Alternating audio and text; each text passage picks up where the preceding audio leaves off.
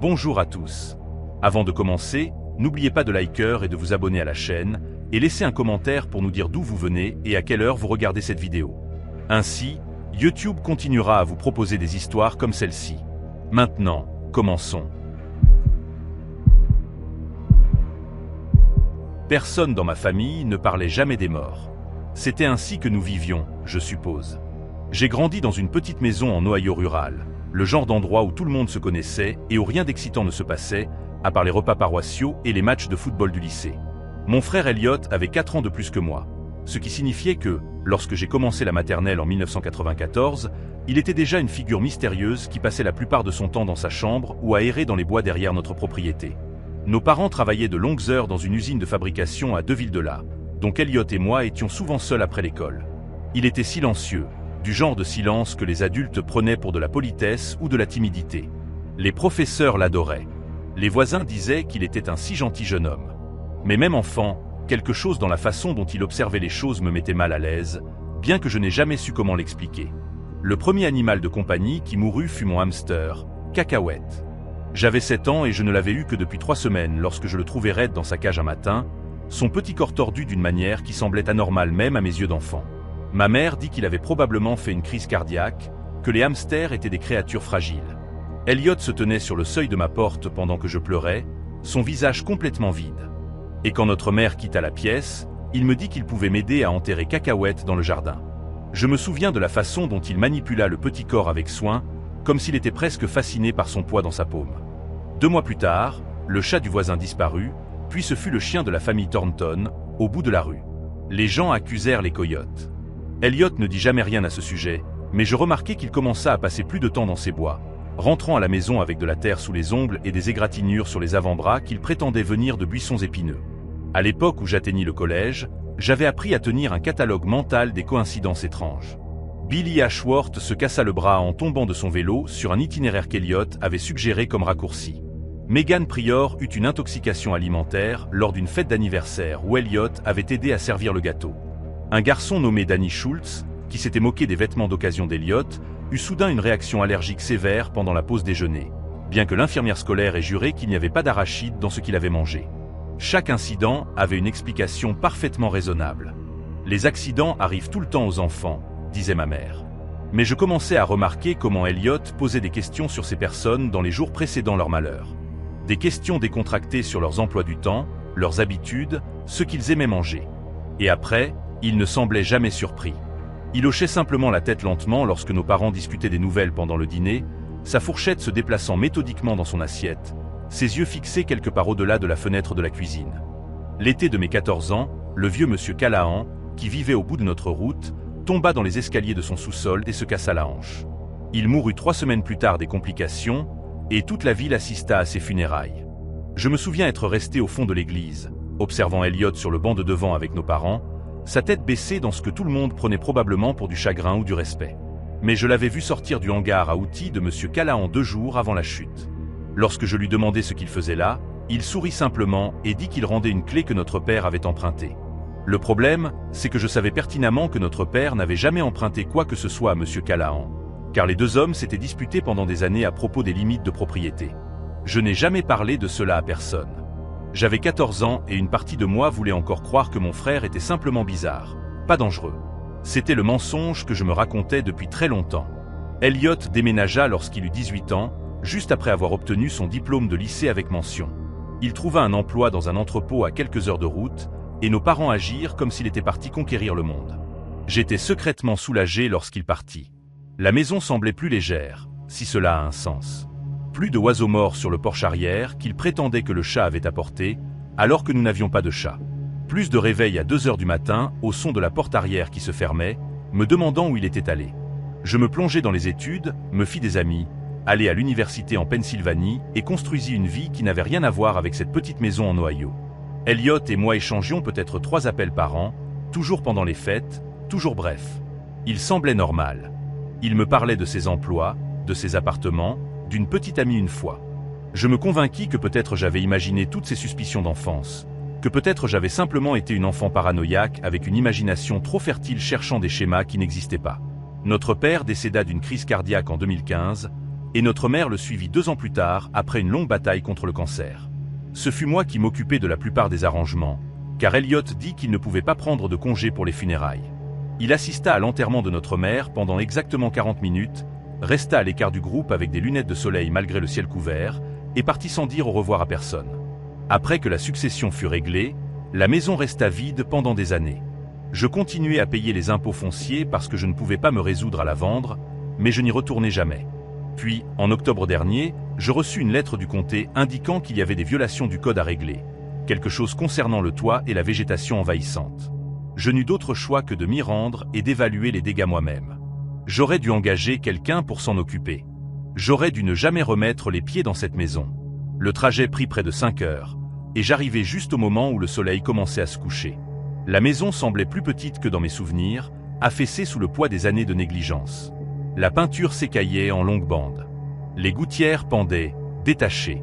Les marches du porche avant étaient pourries par endroits. Je m'introduisis avec l'ancienne clé qui pendait toujours à mon trousseau après toutes ces années, et l'odeur me frappa immédiatement. Moisissure, poussière, et quelque chose d'autre en dessous. Une odeur faiblement métallique que je ne parvins pas à identifier. Les meubles étaient toujours là, recouverts de draps blancs comme des fantômes figés en pleine conversation.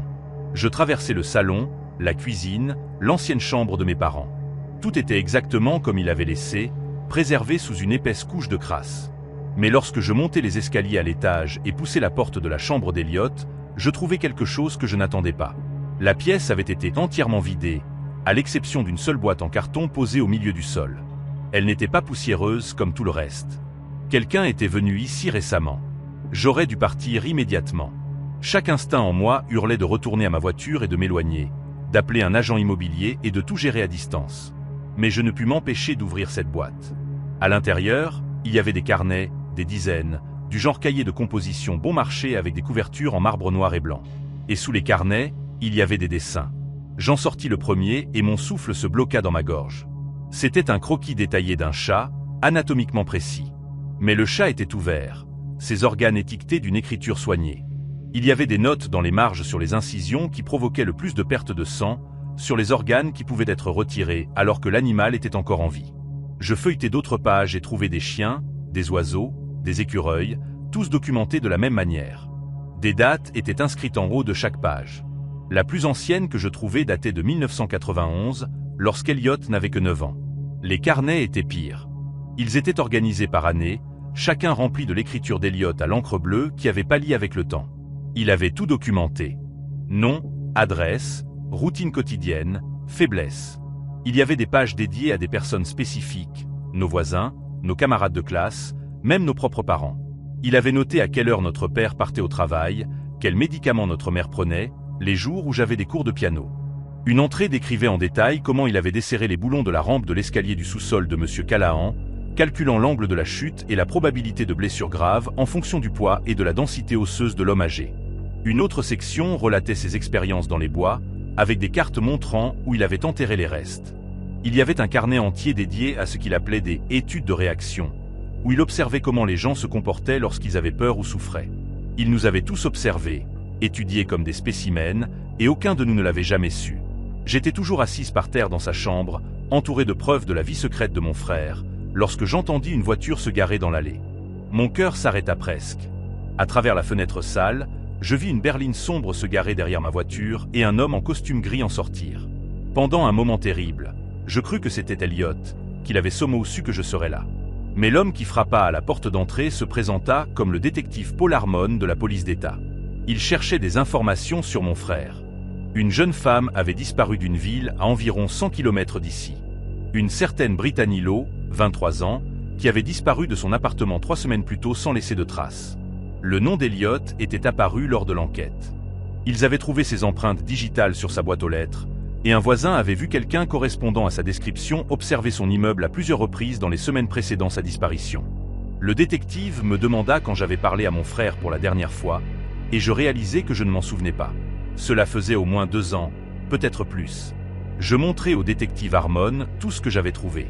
Il appela une équipe médico-légale cette même nuit, et ils passèrent des heures à photographier les carnets, à mettre les dessins dans des sacs, à fouiller les bois derrière la maison avec des lampes torchées et des chiens renifleurs de cadavres. Ils trouvèrent des os là-bas, principalement des os d'animaux, mais aussi quelques fragments qui nécessiteraient des tests supplémentaires. Le détective s'assit avec moi dans la cuisine pendant que son équipe travaillait, me posant des questions sur notre enfance, sur le comportement d'Elliot, sur les accidents que j'avais toujours suspectés mais jamais signalés. Je lui dis tout, chaque coïncidence étrange, chaque sentiment d'inconfort, chaque fois que j'avais regardé mon frère et vu quelque chose de vide derrière ses yeux. Lorsque j'eus terminé, le détective Darmon resta silencieux pendant un long moment. Puis il me dit que Brittany Lowe n'était pas la première. Il y avait eu d'autres disparitions au fil des ans dans des villes où Elliot avait vécu ou travaillé. De jeunes femmes qui avaient disparu sans explication. La police n'avait jamais pu les relier jusqu'à présent, jusqu'à ce que ces empreintes digitales apparaissent sur cette boîte aux lettres et qu'un schéma émerge enfin du chaos. Je donnai mes coordonnées au détective et acceptai de coopérer pleinement avec l'enquête. Avant de partir, il me posa une dernière question qui me hante depuis. Il voulait savoir si Elliot avait jamais montré un intérêt particulier pour moi, s'il m'avait jamais fait sentir en insécurité. Je pensais à toutes ces années passées dans cette maison, à la façon dont Elliot se tenait parfois dans l'embrasure de ma porte la nuit sans rien dire, aux notes détaillées sur mon emploi du temps de piano dans ses carnets, et je réalisais quelque chose qui me glaça le sang. Dans toutes ces pages, toutes ces observations sur les voisins, les camarades de classe et les inconnus, il y avait une personne qui l'avait documenté plus minutieusement que quiconque. Moi. Mes habitudes, mes amis, mes peurs, le trajet que je prenais pour aller à l'école, la fenêtre que je laissais toujours entrouverte la nuit parce que j'aimais l'air frais.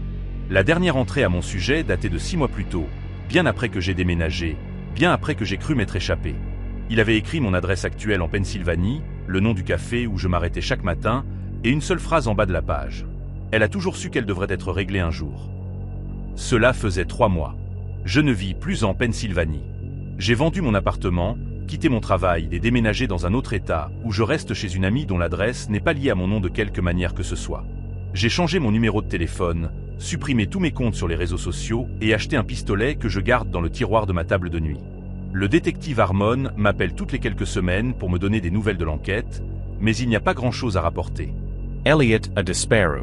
Son dernier appartement connu a été vidé, ses comptes bancaires vidés, sa voiture abandonnée sur un parking près de la frontière de la Virginie occidentale. Ils ont trouvé le corps de Brittany Lowe en novembre, enterré dans une tombe peu profonde à environ 20 mètres de chez elle. Les preuves médico-légales correspondaient à ce que la police avait trouvé dans ces bois derrière notre maison d'enfance. Il y a maintenant un mandat d'arrêt contre mon frère pour plusieurs chefs d'accusation de meurtre. Mais personne ne sait où il est. Il pourrait être n'importe où. Il pourrait observer quelqu'un d'autre en ce moment, prendre des notes, apprendre leur routine, attendant le bon moment. Je partage cela parce que j'ai besoin que les gens comprennent une chose. Les monstres que nous craignons ne se cachent pas sous nos lits ou dans des bâtiments abandonnés. Ils s'assoient en face de nous à la table du dîner. Ils assistent à nos fêtes d'anniversaire et à nos enterrements. Ils nous sourient et nous demandent comment s'est passée notre journée. Et personne ne les soupçonne jamais, car ils ont passé toute leur vie à apprendre à paraître normaux. Si vous avez un pressentiment à propos de quelqu'un, une inquiétude persistante que vous ne pouvez pas expliquer, ne l'ignorez pas. Ne vous convainquez pas que vous êtes paranoïaque ou injuste. J'ai passé toute mon enfance à regarder mon frère faire du mal à des gens et à des animaux, et je n'ai jamais rien dit parce que je voulais croire que j'avais tort. Je porterai cette culpabilité pour le reste de ma vie. Elliot est toujours quelque part, et je sais qu'il ne m'a pas oublié. Chaque fois que j'entends un bruit la nuit, chaque fois que je remarque une voiture garée trop longtemps dans ma rue, chaque fois que j'ai l'impression que quelqu'un m'observe, je me demande si aujourd'hui est le jour où il viendra enfin terminer ce qu'il a commencé. Je ne sais pas comment cette histoire se terminera. Je sais seulement que je refuse d'être un autre nom dans l'un de ces carnets. Parfois, je repense à ce mercredi d'octobre 2017, où j'ai failli mourir un jour ordinaire. Ma sœur venait d'accoucher de son premier bébé à Phoenix, et comme je vivais à Albuquerque à l'époque, j'avais décidé de faire les 6 heures de route plutôt que de subir les retards de vol et les voitures de location. J'avais fêté mes 34 ans ce printemps-là, enfin stable dans ma carrière d'infirmière après des années à enchaîner les hôpitaux, et ce voyage en voiture me semblait une bonne occasion de décompresser avant de rencontrer mon neveu. Je quittais le travail vers 19 h, pensant que je pourrais conduire toute la nuit et arriver tôt le matin. Ma Subaru Outback venait de passer le contrôle technique. J'avais un plein d'essence, une file d'attente de podcasts chargés et un grand café de la cafétéria de l'hôpital. Tout semblait normal. Tout semblait sûr. Je me souviens avoir pensé à quel point j'aimais conduire la nuit sur des autoroutes désertes. La façon dont le monde se réduit à vos phares et aux lignes blanches qui disparaissent sous vos roues. Vers minuit, j'étais quelque part entre Socorro et Trousse hors conséquence sur l'Interstate 25, entouré d'une obscurité absolue. Le désert du Nouveau-Mexique la nuit est une solitude d'un autre genre. Pas de réverbères, pas de maison, juste les phares occasionnels d'une voiture passant en sens inverse. Je conduisais depuis près de 5 heures et ma vessie protestait. De plus, j'avais envie de me dégourdir les jambes et de prendre un autre café ou une boisson énergisante. Lorsque j'aperçus la lueur d'un panneau de station-service surgir de la platitude devant moi, je me sentis soulagé. C'était l'une de ces petites stations indépendantes. Pas une grande chaîne avec des lumières fluorescentes agressives qui donnent à tout un aspect légèrement jaune et délavé. Il n'y avait que 2 autres voitures sur le parking. Un vieux pick-up près de la pompe à air et une berline sombre garée de manière étrange près du côté du bâtiment.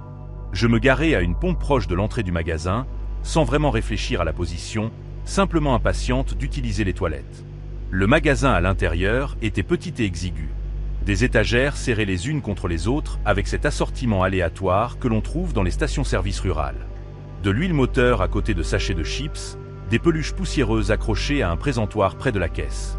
Une femme plus âgée était assise derrière le comptoir, peut-être dans la soixantaine, avec des lunettes de lecture relevées sur le front et un roman de poche ouvert devant elle. Elle leva à peine les yeux lorsque je demandai la clé des toilettes, se contentant de désigner une porte à l'arrière à laquelle était accrochée une palette en bois avec un jeu de clés. Les toilettes étaient exactement ce à quoi on pouvait s'attendre. Une lumière vacillante, un miroir fissuré, cette odeur spécifique de savon industriel mélangée à quelque chose de vaguement aigre. Je fis vite, me lavai les mains et évitai de regarder de trop près quoi que ce soit. En ressortant, je pris une boisson énergisante dans le frigo et un paquet de crackers au beurre de cacahuète, payai avec ma carte et changeai peut-être 3 mots avec la femme à la caisse. Elle semblait fatiguée, désintéressée, et je ne lui en voulais pas de travailler de nuit au milieu de nulle part. Je poussai la porte vitrée pour retourner dans l'air nocturne, qui s'était rafraîchi pendant que j'étais à l'intérieur. Ce froid du désert en altitude vous transperce une fois le soleil couché. Je me souviens d'avoir serré ma veste plus fort en marchant vers ma voiture. C'est alors que je le remarquai. Un homme se tenait près de l'arrière de ma Subaru, légèrement accroupi comme s'il examinait quelque chose. Il était de taille moyenne, peut-être la quarantaine avancée, vêtu d'une veste en jean et d'une casquette de baseball tirée bas sur le front. Rien chez lui ne hurlait danger. Il ressemblait à n'importe quel gars que l'on pourrait croiser dans un magasin de bricolage un samedi matin. Lorsqu'il me vit approcher, il se redressa et sourit. C'était un sourire amical, le genre qui plisse les yeux, et il leva une main en un petit signe. Ma première réaction ne fut pas la peur, mais une légère confusion. Je pensais qu'il avait peut-être heurté ma voiture par accident ou qu'il vérifiait s'il me connaissait d'un endroit. Les gens sont amicaux dans les petites villes, et cela semblait être ce genre d'endroit. « Salut », dit-il, sa voix décontractée et chaleureuse. « J'ai remarqué que tu as un pneu à plat à l'arrière côté passager. Ça a l'air assez grave, en fait. Tu ne l'as probablement même pas senti crever, mais tu ne devrais vraiment pas conduire avec ça. » Il désigna l'arrière de ma voiture avec une expression préoccupée. Je le regardai, surprise, et fis le tour pour voir. Sous la faible lumière de la station, le pneu semblait un peu dégonflé, mais rien de dramatique. J'avais vérifié mes pneus avant de quitter Albuquerque. C'était quelque chose que mon père m'avait inculqué des années plus tôt, et ils étaient tous en bon état. « Oh, vraiment ? Ça me semble bien, » dis-je. Il secoua lentement la tête, de la manière dont quelqu'un le fait lorsqu'il essaie d'être patient avec vous. « Fais-moi confiance, je travaille sur les voitures depuis toute ma vie. Ce truc va éclater dans les 15 km, c'est garanti. Tu ne veux pas te retrouver bloqué ici au milieu de la nuit. » Il pointa du doigt le vieux pick-up que j'avais remarqué plus tôt. « J'ai un cric dans mon camion. Je peux te le changer en un rien de temps. » Quelque chose en moi se serra. Ce n'était pas une alarme stridente, juste un malaise silencieux que je ne pouvais pas nommer. Voici cet inconnu apparemment serviable qui proposait de résoudre un problème dont je ne savais même pas qu'il existait. Et logiquement, j'aurais dû être reconnaissante. Mais il y avait quelque chose dans sa manière de se positionner, dans la façon dont il semblait trop enthousiaste, trop insistant. Je remarquai que ses yeux ne cessaient de se tourner vers la berline sombre garée sur le côté du bâtiment, comme s'il vérifiait quelque chose. Et plus je regardais mon pneu, plus il semblait normal, peut-être légèrement moins gonflé que les autres, mais rien qui aurait pu provoquer un éclatement.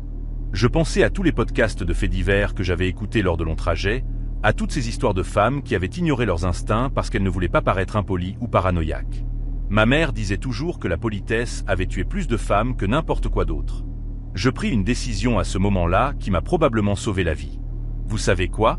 Je vous remercie vraiment pour votre proposition, dis-je, gardant ma voix légère et amicale, même si mon cœur commençait à battre plus vite. Mais mon beau-frère est mécanicien et il doit me rejoindre dans environ 20 minutes un peu plus loin sur la route. Il pourra jeter un coup d'œil s'il y a un problème.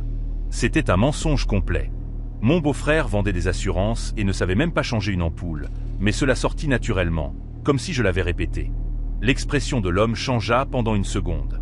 Son sourire resta en place, mais quelque chose derrière ses yeux se modifia.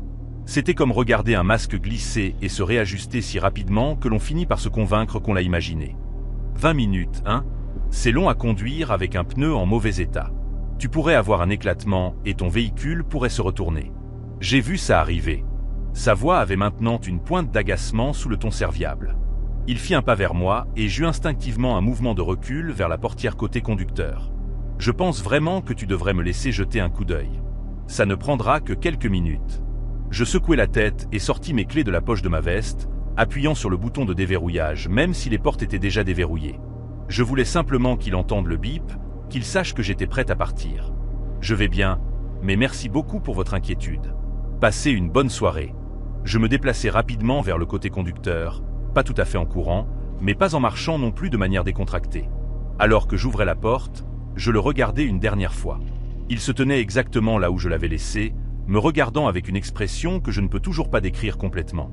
Ce n'était pas de la colère, pas exactement. C'était plutôt de la déception mêlée à quelque chose de calculateur, comme un prédateur regardant sa proie s'échapper et pensant déjà à la prochaine opportunité. Je montai dans ma voiture, verrouillai immédiatement les portes et démarrai le moteur. Mes mains étaient stables, mais à l'intérieur, je tremblais. Je quittai ce parking plus vite que je n'aurais dû, du gravier projeté derrière moi alors que je tournais pour retourner sur l'autoroute. Dans mon rétroviseur, je le vis toujours debout là-bas sous les lumières fluorescentes, devenant de plus en plus petit jusqu'à ce que l'obscurité l'engloutisse complètement. Je conduisis pendant environ 45 minutes sans m'arrêter, mes yeux vérifiant constamment les rétroviseurs pour voir si des phares me suivaient. Chaque fois qu'une voiture apparaissait derrière moi, mon cœur s'emballait jusqu'à ce qu'elle me dépasse ou tourne sur une autre route. Le pneu semblait bien. Pas de vibrations, pas de bruits étranges, rien qui indiquait un quelconque problème. Je commençais à douter de moi-même, me demandant si j'avais été paranoïaque, si cet homme était vraiment juste un inconnu serviable et si j'avais été impoli sans raison. Mais ensuite, je me souvenais de ce regard dans ses yeux, de la façon dont son attitude avait changé lorsque j'avais décliné son aide, et je savais que j'avais pris la bonne décision. Lorsque j'atteignis enfin la Scruce vers 1h30 du matin, je me garai dans un relais routier bien éclairé, fréquenté par des voyageurs et des routiers. Je me garai sous une lumière vive près de l'entrée et restai assise là pendant quelques minutes, laissant ma respiration se calmer. Je pensais à appeler ma sœur, mais je ne voulais pas l'inquiéter alors qu'elle venait d'accoucher. Je pensais à appeler la police, mais qu'aurais-je pu dire? Un homme m'a proposé de m'aider avec mon pneu, et j'ai dit non. Je pris une chambre dans un motel à Las Cruces au lieu de continuer jusqu'à Phoenix. J'étais trop secoué pour continuer à conduire, et la fatigue m'avait rattrapé d'une manière qui semblait dangereuse. La chambre était basique mais propre, et je vérifiai 3 fois la serrure de la porte avant de m'effondrer sur le lit, complètement habillé. Le sommeil vint par à-coups, interrompu par des rêves dont je ne me souviens pas, mais qui me faisaient me réveiller avec le cœur battant. Lorsque le matin arriva enfin, une lumière pâle filtrant à travers les rideaux bon marché, je me sentis ridicule. À la lumière du jour, toute la rencontre semblait moins sinistre. Je me convainquis que j'avais surréagi, qu'il était probablement juste un type solitaire qui voulait se sentir utile, et que j'avais été impoli envers lui sans raison valable. Je pris une douche, pris le petit déjeuner dans un dîner attitré au motel, et vérifiai mon téléphone en mangeant. C'est alors que je vis l'alerte d'actualité qui changea tout. Un homme avait été arrêté dans une station-service sur l'Interstate 25, juste au sud de Socorro.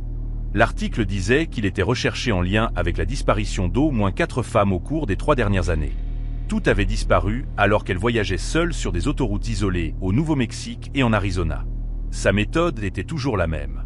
Il perçait leurs pneus pendant qu'elles étaient à l'intérieur pour payer ou utiliser les toilettes, puis il les abordait en tant qu'inconnus serviables, proposant de réparer le problème.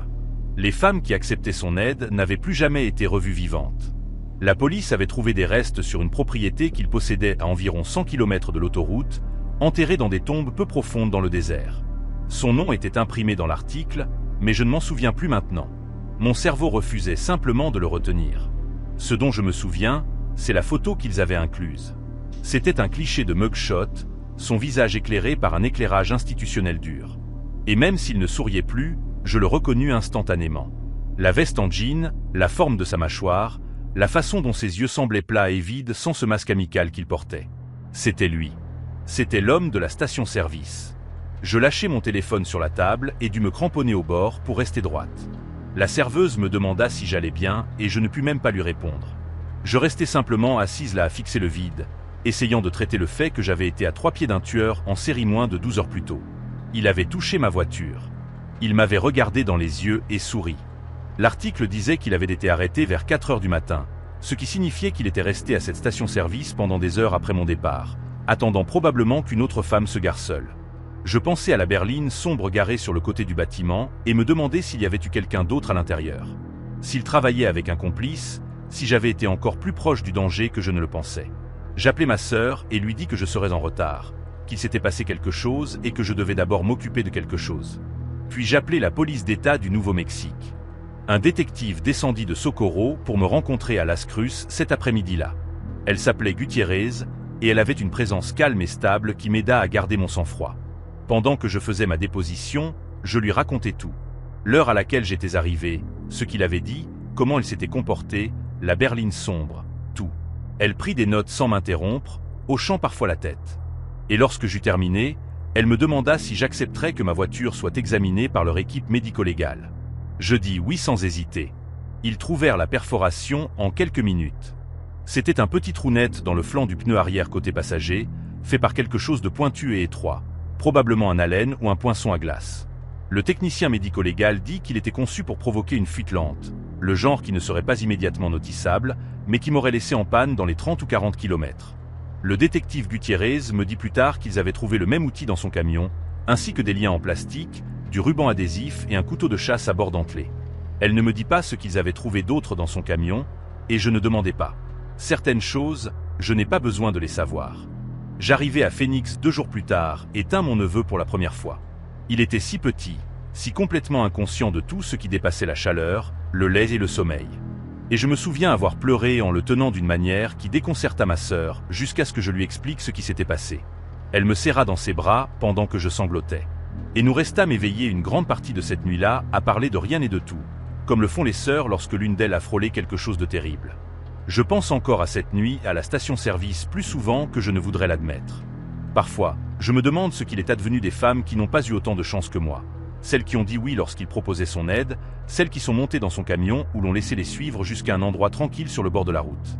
Je me demande si elles avaient eu le même instinct que moi et l'avaient ignoré, ou si elles n'avaient jamais rien senti de mal. Je ne fais plus de cauchemars à son sujet. Mais chaque fois que je m'arrête dans une station-service après la tombée de la nuit, je vérifie mes pneus avant d'entrer. Et à nouveau, lorsque je sors, je surveille le parking. Je garde mes clés à la main. Et je n'ignore jamais cette petite voix dans mon ventre qui me dit que quelque chose ne va pas. Même lorsque je ne peux pas expliquer pourquoi, cette voix est la seule raison pour laquelle je suis encore là pour raconter cette histoire. Emménager dans cet appartement exigu de Riverside Drive me semblait une victoire après que mon divorce fut finalisé à 37 ans et que j'ai dû tout reconstruire de zéro. Mais au moins, j'avais à nouveau mon propre espace. Le bâtiment n'avait rien de spécial, juste 6 unités réparties sur 3 étages avec des murs en papier mâché et un radiateur qui cliquetait comme s'il essayait de communiquer en morse. La plupart des locataires gardaient leur distance, ce qui me convenait parfaitement, car je faisais des doubles équipes à l'entrepôt et je n'avais à peine l'énergie pour les conversations futiles.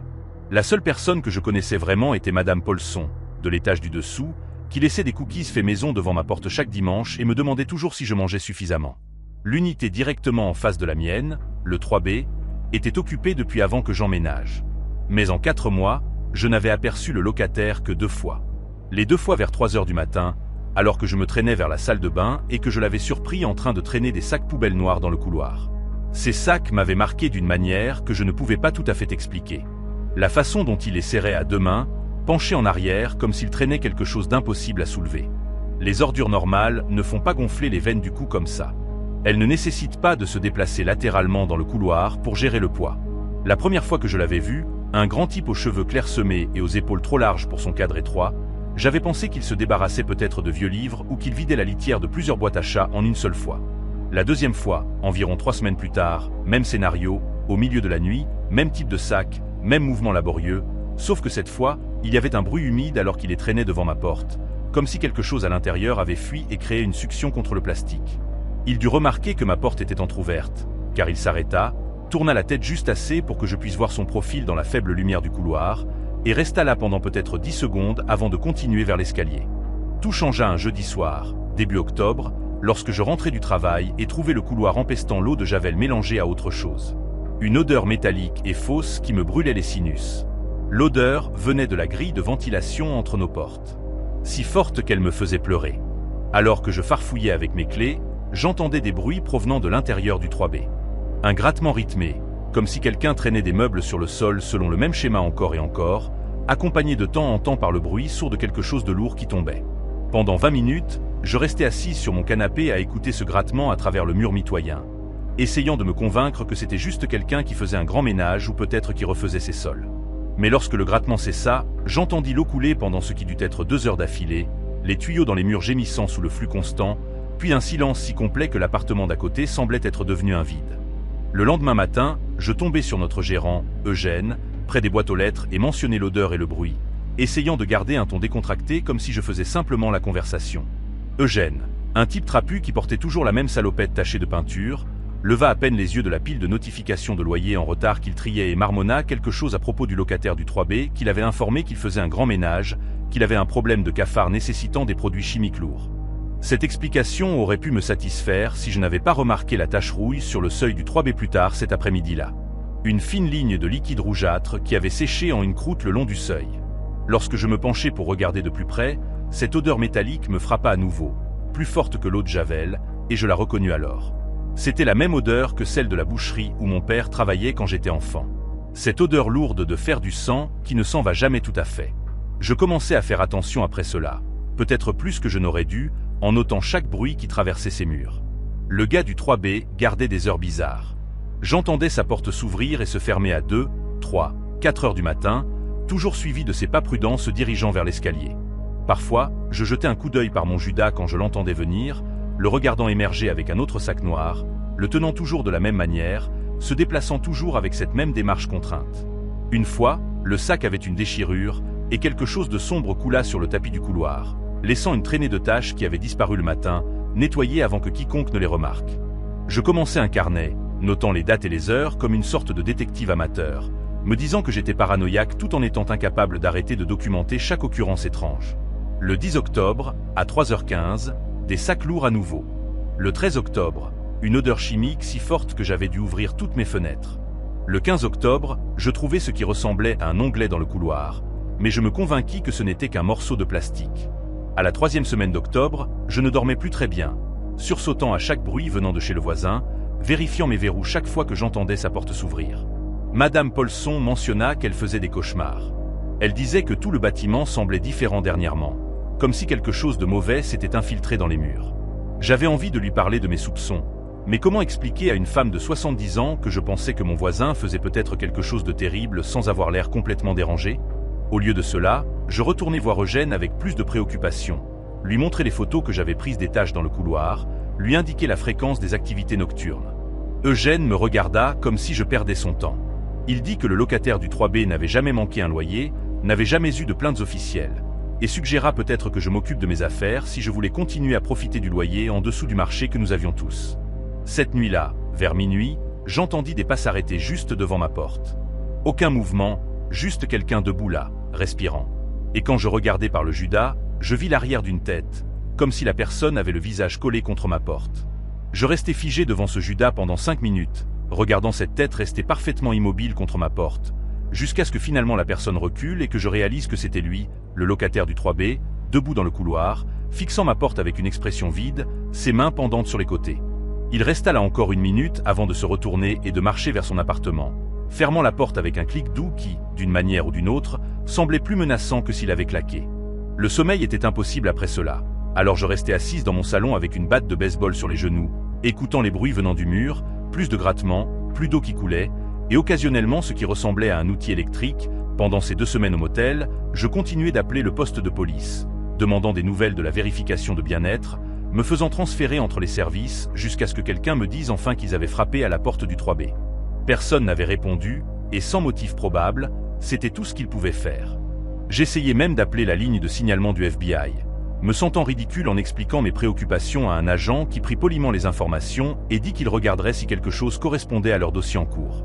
Un lundi matin, début novembre, mon téléphone sonna à 6h30.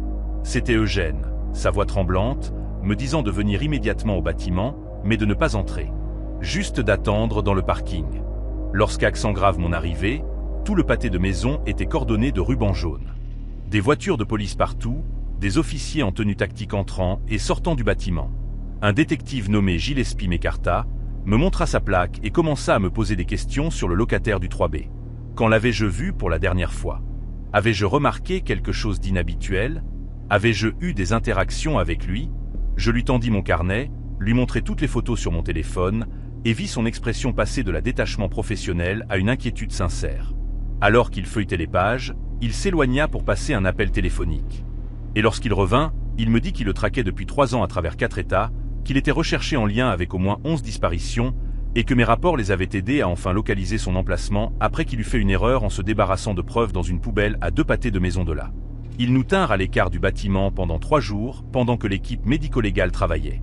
Et lorsqu'ils me laissèrent enfin revenir pour récupérer mes affaires, la porte du 3B était scellée avec du ruban adhésif de preuve, et l'odeur des produits chimiques était accablante.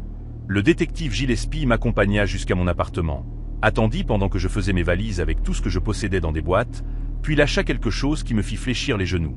Ils avaient trouvé ma clé de secours dans l'appartement du suspect, ainsi que des photos de moi allant et venant, avec des dates et des heures correspondant parfaitement à mon emploi du temps de travail. Le tueur, dont le vrai nom était Théodore Marsh, m'avait étudié pendant des mois, avait pris des notes sur mes routines, mes habitudes, avait même enregistré des conversations à travers les murs fins. Dans son carnet, que Gillespie me laissa entrevoir brièvement, il y avait une page qui m'était dédiée avec un seul mot encerclé plusieurs fois. Plus tard. Le détective m'expliqua plus tard que Marsh avait un schéma consistant à sélectionner des victimes dans son environnement immédiat, mais qu'il identifiait parfois ce qu'il appelait des projets futurs, des personnes qu'il prévoyait de revoir après s'être établi quelque part de nouveau. Le procès fit les gros titres nationaux. Théodore Marsh, le tueur concierge, comme l'avaient surnommé les médias, parce qu'il prenait souvent des emplois de maintenance dans des immeubles pour accéder à ses victimes. Ils trouvèrent les restes de cette personne à divers stades de décomposition dans les murs de l'appartement, cachés derrière de faux panneaux qu'il avait construits lui-même. Je dus témoigner de ce que j'avais observé, assise dans cette salle d'audience pendant qu'il me fixait avec la même expression vide que j'avais vue cette nuit-là devant ma porte. Il écopa de plusieurs peines de prison à perpétuité sans possibilité de libération conditionnelle et fut envoyé dans un établissement de haute sécurité dans un autre État. Je ne suis jamais retourné dans cet immeuble. Je n'ai même pas pu conduire dans cette rue pendant des années par la suite. Eugène m'envoya un chèque pour mon dépôt de garantie avec un mot s'excusant de ne pas avoir pris mes préoccupations au sérieux. Madame Paulson déménagea chez sa fille à Phoenix. Le bâtiment fut finalement démoli, transformé en parking pour un nouveau supermarché. Parfois, je passe devant ce parking et je pense à quel point j'ai failli devenir l'un de ces restes dans les murs. Juste un autre cas de personne disparue qui n'aurait peut-être jamais été résolu si je n'avais pas écouté mes instincts et si je n'étais pas parti à temps. Lorsque j'ai signé le bail pour ce studio à Denver, j'ai pleuré dans le bureau de location. La gérante, une femme plus âgée et gentille nommée Beverly, a cru que quelque chose n'allait pas, mais je lui ai dit que c'était des larmes de joie. Et c'était vrai. Après 2 ans et demi à marcher sur des œufs, à faire vérifier mon téléphone quotidiennement, à me faire dire avec qui je pouvais parler et où je pouvais aller, j'étais enfin en train de signer quelque chose qui m'appartenait à moi seul. Pas de bail partagé, pas de nom de petit ami nulle part sur les papiers. Juste le mien. J'avais économisé pendant 8 mois en faisant des doubles équipes au dîner, cachant de l'argent dans une boîte de tampons parce que je savais qu'il ne regarderait jamais là. L'appartement était minuscule, seulement 400 pieds carrés au 3e étage d'un immeuble reconverti en entrepôt, mais il avait de grandes fenêtres qui laissaient entrer la lumière du soleil et une porte qui se verrouillait de l'intérieur avec un verrou que je pouvais contrôler. J'ai changé de numéro le jour où j'ai emménagé, les bloqué partout, et j'ai dit à exactement 3 personnes où j'allais. Ma sœur dans le Minnesota, ma meilleure amie du lycée, et mon manager au nouveau travail que j'avais trouvé. Je n'ai pas posté sur le déménagement. Je n'ai pas mis à jour ma localisation. Je n'ai pas laissé d'adresse de réexpédition à la poste. Pendant le 1er mois, je dormais à peine. Chaque pas dans le couloir me faisait sursauter. Chaque fois que mon téléphone vibrait, même si c'était un nouveau numéro, mon cœur cognait contre mes côtes. Mais alors qu'avril se transformait en mai et que mai rampait vers le début de juillet, quelque chose d'étrange se produisit. J'ai commencé à me détendre.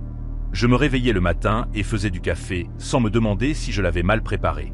Je portais ce que je voulais sans calculer si cela déclencherait une dispute. Je me suis lié d'amitié avec ma voisine d'en face. Une infirmière nommée Felicity, qui travaillait de nuit et frappait parfois à ma porte à 7 heures du matin pour partager des restes de nourriture thaïlandaise. J'ai commencé à prendre un itinéraire différent pour rentrer du travail chaque semaine, non plus par peur, mais parce que je le pouvais. Parce que personne ne me chronométrait ni ne me questionnait sur mon retard de 12 minutes. J'ai même eu un rendez-vous à la fin juillet. Rien de sérieux, juste un verre avec un gars que j'avais rencontré dans une librairie. Ça n'a pas abouti. Mais je me suis rendu compte à mi-chemin que je n'avais plus peur. Je ne regardais pas la porte toutes les 5 minutes. Je ne cherchais pas d'excuses pour partir tôt. Je vivais simplement comme une personne normale. Et cela ressemblait à réapprendre à respirer après avoir retenu mon souffle sous l'eau pendant des années. Le premier colis est arrivé un mercredi à la mi-juillet. Je rentrais de mon quart de travail vers 22h, épuisé et sentant la graisse de la friteuse. Et il était là, posé devant ma porte. Une petite boîte en carton, de la taille d'une boîte à chaussures, avec mon nom écrit dessus en lettres majuscules au marqueur noir. Pas d'adresse de retour, pas d'étiquette d'expédition, juste mon nom et mon numéro d'appartement écrit dans cette écriture soignée et carrée qui me tordit l'estomac avant même que mon cerveau ne comprenne pourquoi. Je l'ai apporté à l'intérieur et l'ai fixé pendant 20 minutes avant de l'ouvrir. À l'intérieur, il y avait une boule à neige, le genre bon marché que l'on trouve dans les boutiques de souvenirs, avec un petit dîner en plastique à l'intérieur et de la fausse neige qui tournoyait lorsque l'on secouait. Nous en avions acheté une exactement comme celle-ci lors d'un voyage à Colorado Springs 2 ans plus tôt, à l'époque où je pensais encore que sa jalousie était juste le signe qu'il tenait trop à moi. Il l'avait fait tomber sur le parking d'une station-service une semaine plus tard, pendant une dispute à propos de mon sourire à la caissière. Et elle s'était brisée en 1000 morceaux sur l'asphalte. Je n'avais jamais mentionné cette boule à neige à personne. Je n'en avais jamais posté à propos. C'était un moment si petit, si oubliable dans une relation pleine de moments plus grands et pires. Mais la voilà, posée sur mon comptoir de cuisine, la fausse neige se déposant autour de ce stupide petit dîner. Et je savais qu'il m'avait retrouvé. Je n'ai pas dormi cette nuit-là. Je suis resté assise sur mon canapé, toutes les lumières allumées, mon téléphone à la main, essayant de me convaincre que c'était une coïncidence. Peut-être qu'il l'avait envoyée à mon ancienne adresse et qu'elle avait été réexpédiée d'une manière ou d'une autre. Peut-être que j'en avais parlé à quelqu'un et que j'avais oublié. Mais le lendemain matin, lorsque j'ai vérifié mon Instagram, il y avait 3 tentatives de connexion échouées entre 2 et 4 heures du matin. Puis j'ai vérifié mes emails. 2 autres tentatives. Mon Facebook, que j'utilisais à peine, avait été verrouillé en raison d'une activité suspecte. J'ai changé tous mes mots de passe, activé toutes les fonctionnalités de sécurité que j'ai pu trouver, et je me suis dit que c'était juste des pirates informatiques aléatoires, que cela arrivait à tout le monde. Le deuxième colis est arrivé 5 jours plus tard. Cette fois, c'était un livre, une édition de poche d'un roman policier obscur que j'avais lu la semaine avant de le quitter. J'avais laissé mon exemplaire derrière moi en partant, laissant tout derrière moi sauf mes vêtements, mes documents et l'argent que j'avais économisé. Le livre était corné à la page 147, exactement là où j'en étais. Écrit au crayon dans la marge, il y avait un seul mot de son écriture, « Termine ». Je l'ai laissé tomber par terre, mon corps tout entier tremblant. Je l'ai ramassé, l'ai fourré dans un sac poubelle et l'ai emporté directement à la poubelle à l'extérieur. Puis j'ai appelé la police. L'officier qui est venu était poli, a pris des notes et m'a dit qu'il n'y avait pas grand-chose qu'il puisse faire. Je me suis assise en face de lui à ma petite table de cuisine, lui montrant les tentatives de connexion sur mon téléphone, expliquant à propos de la boule à neige que j'avais déjà jetée comme une idiote, lui parlant de mon ex, des 2 années de contrôle et de manipulation, et de la façon dont il avait frappé un trou dans le mur à 3 cm de ma tête la nuit où j'avais enfin décidé de partir. L'officier a hoché la tête avec sympathie et m'a demandé si j'avais la preuve que mon ex avait envoyé les colis. Je n'en avais pas. Pas de caméra dans mon couloir, pas d'adresse de retour, pas d'empreinte digitale que je pouvais magiquement produire. Il m'a demandé si mon ex avait fait des menaces directes. J'ai dit « Non, pas exactement. Pas par écrit, pas de manière que je puisse prouver. » Il m'a expliqué qu'en l'absence de preuve d'une menace directe ou de violation d'une ordonnance restrictive que je n'avais pas, il n'y avait pas grand-chose qu'il puisse faire. Il m'a suggéré de tout documenter, peut-être de demander une ordonnance de protection et de rappeler si la situation s'aggravait. Il m'a donné un numéro de dossier et est parti. Je me suis tenu dans l'embrasure de ma porte en le regardant descendre les escaliers, et je me suis senti plus seul que pendant tout le temps où j'étais avec Nathan. Au moins à cette époque, je savais où dormait le danger. Maintenant, il pouvait être n'importe où, observer, attendre, et personne ne semblait penser que c'était un problème suffisant pour faire quelque chose. J'ai commencé à tout documenter de manière obsessionnelle. J'ai acheté un carnet bon marché dans un magasin à $1 et j'y ai noté chaque tentative de connexion. Chaque fois que j'avais l'impression que quelqu'un m'observait, chaque voiture qui semblait rester trop longtemps garée dans le parking. J'ai demandé à Beverly si le bâtiment pouvait installer des caméras dans les couloirs, et elle a dit qu'elle en parlerait au propriétaire, mais qu'elle ne pouvait rien promettre. Felicity a remarqué que quelque chose n'allait pas, et quand je lui ai enfin raconté la version courte, elle a commencé à m'accompagner à ma voiture après ses quarts de nuit. J'ai changé mon itinéraire de retour du travail, variant mon emploi du temps, ne partant jamais à la même heure 2 fois de suite. Le 3e colis est arrivé un vendredi, exactement une semaine après le 2e. Celui-ci était une photographie imprimée sur papier glacé, glissée dans une enveloppe manie simple. C'était une photo de moi entrant dans mon immeuble, prise de l'autre côté de la rue. Je portais le pull bleu que j'avais acheté 2 semaines plus tôt, celui que j'avais choisi précisément parce que Nathan détestait le bleu sur moi. Il disait que cela me donnait l'air terne. Au dos de la photo, de cette même écriture soignée, il avait écrit « Le bleu te va bien. Maintenant, tu as changé. » J'ai vomi dans l'évier de ma cuisine. Puis j'ai rappelé la police. Encore une fois. Ils ont pris des notes et encore une fois, rien ne s'est passé. Les semaines qui ont suivi ont été un flou de paranoïa et d'épuisement. J'ai arrêté de dormir plus de 3 ou 4 heures par nuit. Toujours me réveillant au moindre bruit. J'ai commencé à remarquer des choses qui auraient pu n'être rien ou auraient pu être tout. Un homme en casquette de baseball parcourant le même rayon que moi dans le supermarché 2 jours de suite. Une berline argentée garée dans le parking derrière mon immeuble que je ne reconnaissais pas. Mon courrier arrivant déjà ouvert, puis recellé avec du ruban adhésif qui ne correspondait pas à celui des services postaux. J'ai signalé tout, j'ai construit un dossier si épais qu'il aurait pu être un roman. Et pourtant, la réponse était toujours la même. Sans contact direct, sans menace explicite, sans qu'il me touche physiquement, il n'y avait rien qu'il puisse faire. J'ai commencé à dormir avec un couteau sous mon oreiller, puis je l'ai déplacé sur la table de nuit parce que je faisais des cauchemars où je me coupais accidentellement. J'ai mis une chaise sous la poignée de ma porte chaque nuit, comme je l'avais vu dans des films. J'ai arrêté de sortir seul après la tombée de la nuit. Mon manager au restaurant a commencé à me demander si j'allais bien, si j'avais besoin de moins d'heures, et j'ai failli rire parce que moins d'heures signifiait moins d'argent, ce qui signifiait perdre cet appartement, ce qui signifiait revenir à rien. Je ne pouvais pas me permettre de m'effondrer. Je ne pouvais pas me permettre de le laisser gagner. Mais chaque matin, je me réveillais avec le sentiment d'avoir déjà perdu quelque chose que je ne pouvais pas nommer. Puis vint le lundi qui a tout changé. Je rentrais d'un double quart de travail vers 23 heures, épuisé et ne pensant à rien d'autre qu'à prendre une douche et m'effondrer dans mon lit. Le couloir était silencieux, la plupart de mes voisins endormis. Et j'ai failli ne pas le remarquer au début, mais quelque chose m'a fait baisser les yeux alors que j'atteignais mes clés. Et il était là, un morceau de papier plié glissé sous mon paillasson, juste le coin des passants. Facile à manquer si on ne faisait pas attention. Je l'ai sorti avec des doigts engourdis et l'ai déplié là, dans le couloir, trop épuisé pour être prudente, trop usé pour le prendre à l'intérieur d'abord. L'écriture était la sienne. Je l'avais vue 1000 fois sur des listes de courses, sur des notes passives-agressives laissées sur le frigo, sur la carte qu'il m'avait donnée pour notre premier anniversaire et que j'avais stupidement gardée pendant des mois. Le mot disait « Je suis fier de la vie que tu as construite. L'appartement est beau. Felicity semble être une bonne amie. J'ai choisi un bon endroit pour que tu recommences. » Je l'ai lu 3 fois avant que les mots ne s'enregistrent vraiment. Il connaissait Felicity. Il connaissait son nom. Il avait été assez proche pour apprendre le nom de ma voisine, ce qui signifiait qu'il avait été assez proche pour nous entendre parler ou pour lire son nom sur sa boîte aux lettres ou pour nous observer marcher ensemble vers le parking à l'aube. J'ai couru à l'intérieur, verrouillé chaque verrou, poussé la chaise sous la porte et me suis assise par terre, le dos contre le mur, serrant mon téléphone, incapable de bouger pendant ce qui m'a semblé être des heures.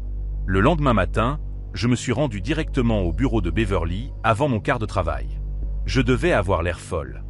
Des cernes sous les yeux, portant toujours les vêtements de la veille, serrant ce mot dans un sac en plastique comme s'il s'agissait d'une preuve dans une émission de télévision. Je lui ai tout raconté, chaque détail. J'avais été trop gêné ou trop effrayé pour partager auparavant.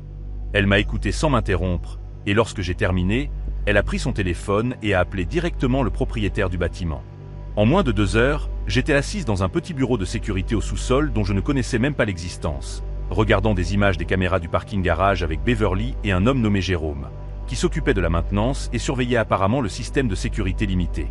Nous avons commencé par les images de la nuit précédente, vers l'heure où je serais rentré, et nous avons remonté le temps. Cela a pris près de 40 minutes de recherche dans des images granuleuses en noir et blanc avant que Jérôme ne se penche soudain en avant et ne dise « Attends, retourne en arrière ». Beverly a rembobiné la cassette et il était là. Nathan, marchant calmement dans le parking-garage à 6 heures du matin, 3 jours plus tôt, portant une tenue de maintenance que je ne reconnaissais pas. Il avait une carte clé. Il l'a passée comme s'il appartenait à cet endroit, comme s'il l'avait fait 100 fois auparavant, et la porte de la cage d'escalier s'est ouverte sans hésitation. Ma gorge s'est serrée si fort que je n'ai pas pu respirer. Beverly m'a demandé si j'étais sûr que c'était lui, et je n'ai même pas pu répondre. J'ai juste hoché la tête parce que je reconnaîtrais sa façon de marcher dans mon sommeil, cette démarche confiante qu'il utilisait lorsqu'il pensait s'en tirer. Jérôme a consulté le registre des locataires pendant que Beverly continuait à rembobiner des images plus anciennes. Cela n'a pas pris longtemps pour trouver ce que nous cherchions. 6 semaines plus tôt, presque exactement 2 semaines après mon emménagement, quelqu'un nommé Neil Travers avait signé un bail pour un studio au rez-de-chaussée. La signature était différente, plus bâclée que l'écriture habituelle de Nathan, mais le numéro de téléphone de contact d'urgence indiqué sur la demande était un chiffre près de celui de la ligne fixe de la mère de Nathan. Un numéro que j'avais appelé des dizaines de fois à l'époque où je pensais que je pourrais éventuellement faire partie de sa famille. Jérôme a ouvert d'autres images et nous avons regardé Nathan, où Neil allait et venir à des heures étranges, toujours entre 5 et 7 heures du matin, toujours revenir tard le soir. Il avait vécu dans le même bâtiment que moi pendant plus d'1 mois, à 12 mètres sous mon appartement, utilisant un faux nom, payant un loyer, recevant du courrier, se fondant dans le décor comme n'importe quel autre locataire. Dans une séquence, je me suis vu marcher devant lui dans le hall. Je ne l'ai même pas regardé. Il portait des lunettes de soleil et une casquette de baseball, et j'étais en train de regarder mon téléphone, complètement inconsciente que la personne que j'avais passé 8 mois à fuir se tenait assez près pour me toucher. La main de Beverly a trouvé la mienne et l'a serrée, et j'ai réalisé que je pleurais. Ses larmes affreuses et silencieuses coulaient sur mon visage, pendant que je me regardais presque mourir sans le savoir. Cette fois, lorsque j'ai appelé la police, j'avais des preuves. J'avais des images de lui entrant dans le bâtiment avec une carte clé volée. J'avais une demande de location avec un faux nom et un numéro de téléphone traçable. J'avais 6 semaines d'allées et venues enregistrées qui correspondaient à la chronologie de chaque colis, de chaque tentative de connexion, de chaque moment où j'avais eu l'impression d'être observé. 2 officiers sont arrivés dans l'heure, et Beverly leur a remis des copies de tout. Ils ont vérifié le nom Neil Travers et n'ont rien trouvé, ce qui était suffisant pour justifier une vérification de bien-être dans l'appartement. J'ai attendu à l'étage avec Felicity, qui avait appelé en maladie au travail dès que je lui avais dit ce qui se passait, me tenant la main si fort que ses jointures sont devenues blanches. Le coup à sa porte est venu à 14 heures. Je le sais parce que je regardais l'horloge, comptant chaque seconde, convaincu qu'il s'était échappé d'une manière ou d'une autre, qu'il avait vu la police arriver et s'était évanoui comme de la fumée. Mais il ne l'avait pas fait. Il a ouvert la porte en survêtement et en t-shirt, l'air confus, l'air innocent. Et les officiers lui ont demandé de confirmer son identité. Selon le rapport que j'ai lu plus tard, il a gardé son rôle pendant presque 15 minutes avant qu'il ne lui montre les images de moi marchant devant lui dans le hall. Quelque chose dans son visage a changé. Puis ils ont dit qu'il a arrêté de prétendre et a commencé à expliquer.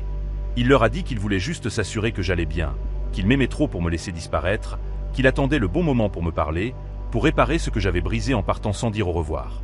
Ils ont trouvé un carnet dans son appartement rempli de mon emploi du temps, de mes quarts de travail au restaurant, des moments où Felicity et moi allions prendre un café, de la plaque d'immatriculation de la voiture que j'avais achetée d'occasion 3 semaines après mon déménagement. Il avait construit une carte complète de ma vie, attendant le moment où je serais seul assez longtemps pour qu'il puisse m'aborder. L'officier qui m'a arrêté plus tard m'a dit qu'en 20 ans de métier, il n'avait jamais vu une documentation aussi minutieuse. Nathan a été inculpé pour harcèlement, usurpation d'identité et violation de domicile. Le procès a duré 8 mois, et j'ai dû témoigner 2 fois.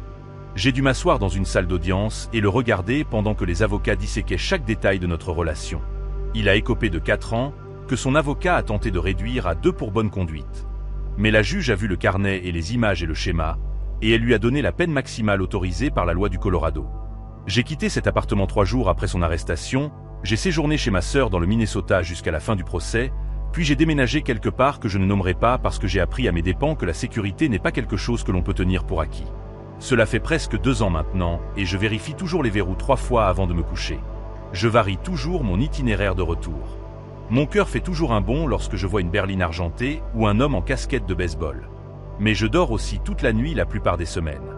J'ai un travail que j'aime et des amis qui connaissent mon vrai nom et un petit appartement avec un système de sécurité que j'ai payé moi-même. Parfois, je pense à ce mot qu'il a laissé sous mon paillasson, disant qu'il avait choisi un bon endroit pour que je recommence. Il n'a rien choisi pour moi. J'ai choisi de partir. J'ai choisi de reconstruire. Et quand il a essayé de me prendre cela, j'ai choisi de me battre. C'est cette partie à laquelle je m'accroche lorsque la peur s'insinue. Il est dans une cellule quelque part et je suis ici, libre. J'écris ceci pour que peut-être quelqu'un d'autre qui traverse quelque chose de similaire sache que le système ne vous échappe pas toujours. Parfois, si vous documentez tout et ne lâchez pas prise, vous pouvez être celle qui s'en sort.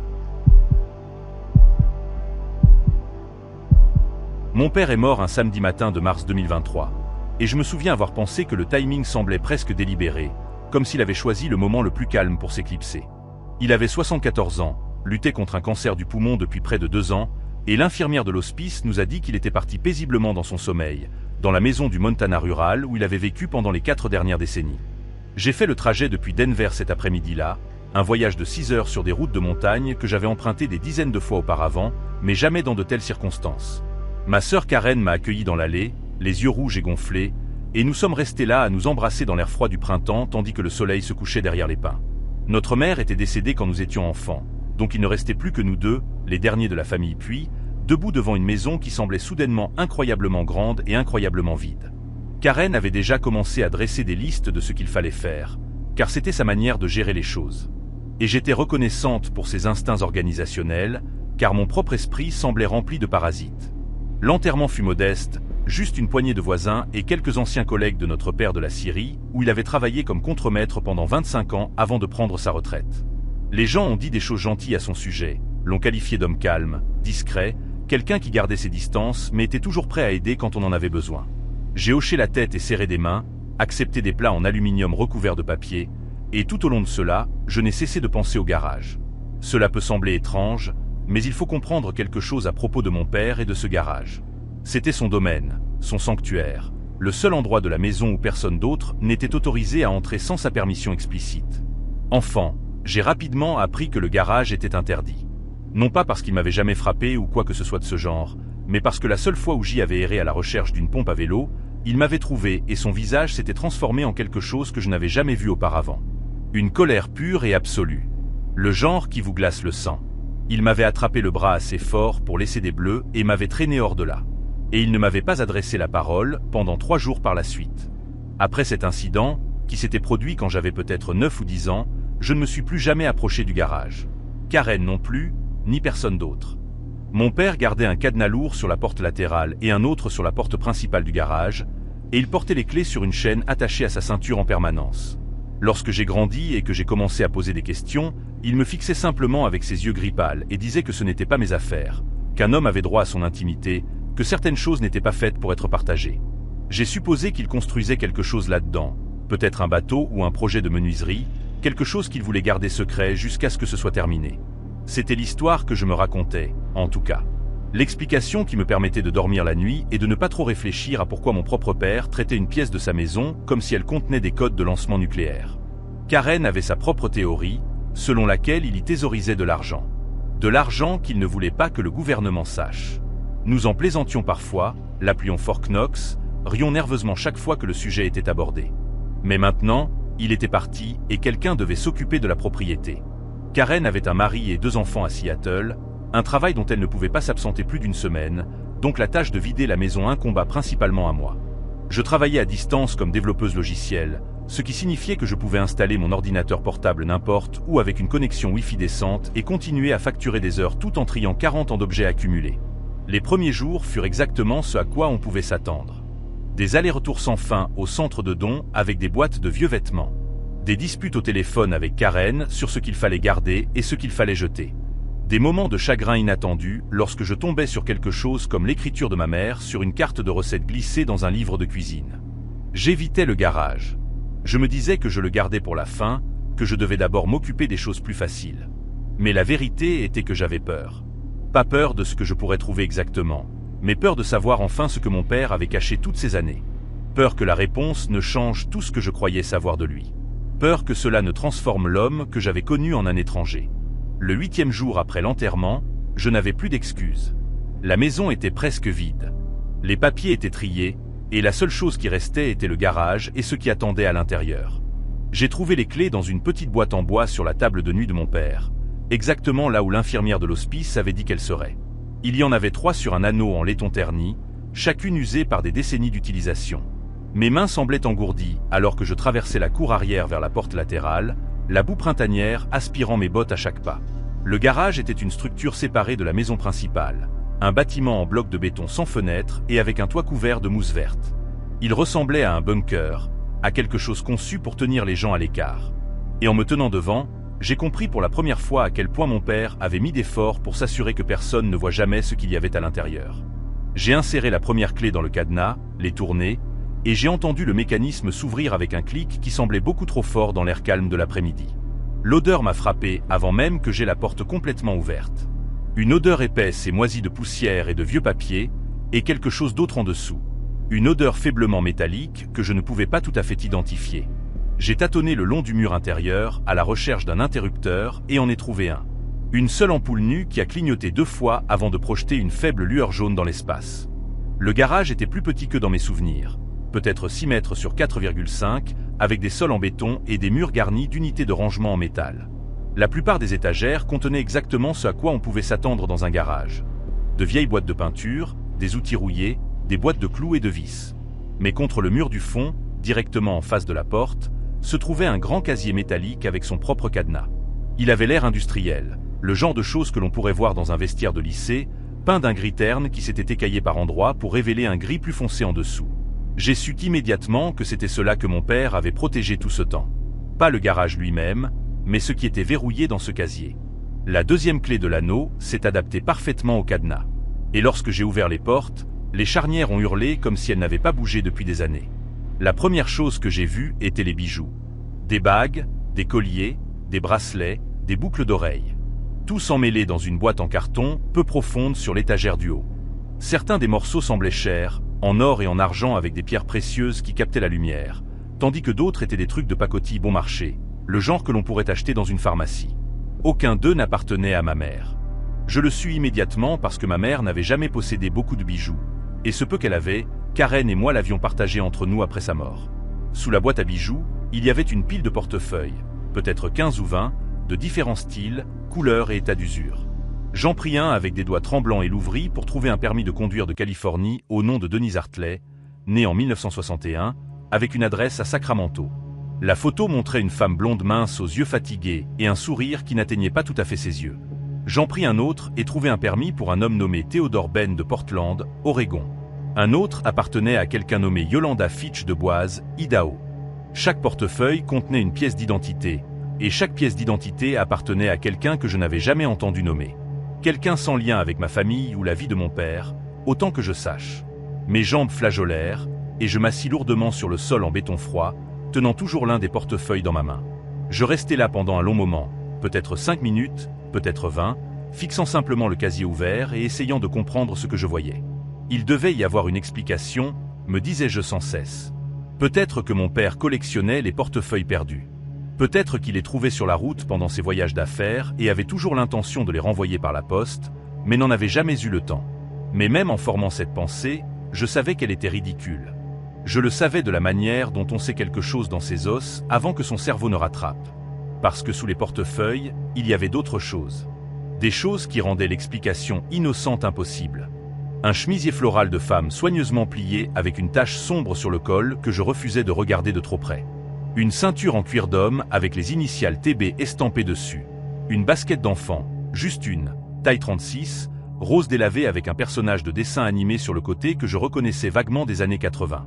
Et coincée dans le coin de l'étagère du bas, une enveloppe manille épaisse de coupures de journaux jaunis par l'âge.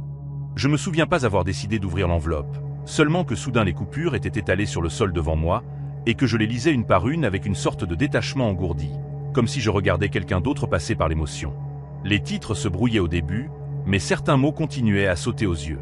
Disparu, disparu, vu pour la dernière fois, jeu de pistes suspecté. Les articles provenaient de journaux de tous les États de l'Ouest, des endroits comme Reno, Salt Lake City, Spokane et Billings, et ils s'étendaient sur près de 3 décennies, des années 70 au milieu des années 2000. Chacun racontait l'histoire de quelqu'un qui avait disparu sans laisser de traces, quelqu'un dont la famille était désespérée de trouver des réponses, quelqu'un qui était simplement sorti de sa vie un jour et n'était jamais revenu. Denise Hartley, la femme du premier portefeuille que j'avais ouvert, était là dans un article de 1989. Elle avait disparu d'une aire de repos le long de l'Interstate 80, alors qu'elle rentrait chez elle après avoir rendu visite à sa sœur. Theodore Ben avait disparu en 1994, alors qu'il faisait de l'autostop à travers le Montana. Yolanda Fitch avait disparu en 2003 après avoir quitté un bar du centre-ville de Boise. Il y en avait d'autres aussi. Des noms que je ne reconnaissais pas parce que je n'avais pas encore regardé tous les portefeuilles. Mais je savais que si je les associais, je trouverais un portefeuille ou un bijou ou un morceau de vêtement pour chacun d'eux. J'ai appelé la police cette nuit-là, Ou peut-être devrais-je dire que je les ai appelés le lendemain matin, car au moment où j'ai fini de tout examiner dans ce casier, il était bien après minuit. Un adjoint du bureau du shérif du comté est venu en premier, un jeune gars avec une barbe clairsemée qui pensait clairement répondre à un canular, mais puis il a vu le casier et les portefeuilles et les coupures de presse, et son visage est devenu pâle, et il est sorti pour appeler des renforts par radio. En moins de 2 heures, il y avait 6 voitures de patrouille dans l'allée et du ruban adhésif de scène de crime tendu à travers la porte du garage, et des gens en gants latex transportant des sacs à preuve d'avant en arrière pendant que je restais assis sur le porche, enveloppé dans une couverture que quelqu'un m'avait donnée. Une détective nommée Ingram s'est assise à côté de moi à un moment donné. Une femme d'une 50aine d'années, robuste, aux cheveux gris courts et à la voix qui arrivait à être à la fois douce et absolument sérieuse en même temps. Elle m'a posé des questions pendant ce qui m'a semblé être des heures. Des questions sur mon père, sur ses habitudes, sur le fait de savoir si j'avais jamais soupçonné quelque chose, sur les voyages d'affaires qu'il faisait quand j'étais enfant. Ces voyages d'affaires, il s'est avéré, étaient la clé de tout. Mon père avait travaillé comme contremaître à la Syrie. Mais ce que je ne savais pas, ce que je n'avais jamais pensé à remettre en question, c'était que son travail l'obligeait également à voyager plusieurs fois par an pour rencontrer des fournisseurs et inspecter des opérations de bois dans d'autres États. Il pouvait être absent pendant 1 semaine ou 2 à la fois, parfois plus. Et quand il rentrait, il ne parlait jamais de l'endroit où il était allé ou de ce qu'il avait fait. J'ai toujours supposé que c'était des trucs de travail ennuyeux, le genre de choses qu'un enfant ne se soucierait pas de toute façon. Mais la détective Ingram m'a dit que des enquêteurs dans au moins 4 États le suivaient depuis des années, remontant au début des années 90, lorsqu'un témoin avait signalé avoir vu un homme correspondant à sa description parler à Yolanda Fitch devant ce bar à Boise la nuit où elle avait disparu. Il n'avait jamais eu assez de preuves pour l'arrêter, jamais rien de concret qui tiendrait devant un tribunal. Juste un schéma de voyage qui semblait coïncider avec des disparitions et un pressentiment que quelque chose n'allait pas. Elle m'a dit qu'il l'avait même interrogé une fois en 1998 à propos d'une femme disparue dans le Wyoming, mais il avait un alibi qui s'est vérifié et ils ont dû le laisser partir. Toutes ces années, a-t-elle dit, il savait que quelque chose n'allait pas chez lui, mais il ne pouvait jamais le prouver. Et maintenant, voici la preuve, enfermée dans un casier dans son garage, attendant que quelqu'un l'ouvre enfin. Je suis resté dans le Montana pendant 3 semaines supplémentaires alors que l'enquête se déroulait, répondant à plus de questions, fournissant des échantillons d'ADN, signant des documents qui donnaient à la police la permission de creuser des parties de la propriété. Ils ont trouvé des restes enterrés dans les bois derrière la maison, 4 ensembles d'os dans des tombes peu profondes que mon père avait apparemment creusées sur plusieurs décennies. Les dossiers dentaires ont confirmé que 2 d'entre eux correspondaient à des personnes des coupures de presse, y compris Denise Hartley, la femme dont j'avais ouvert le portefeuille en premier.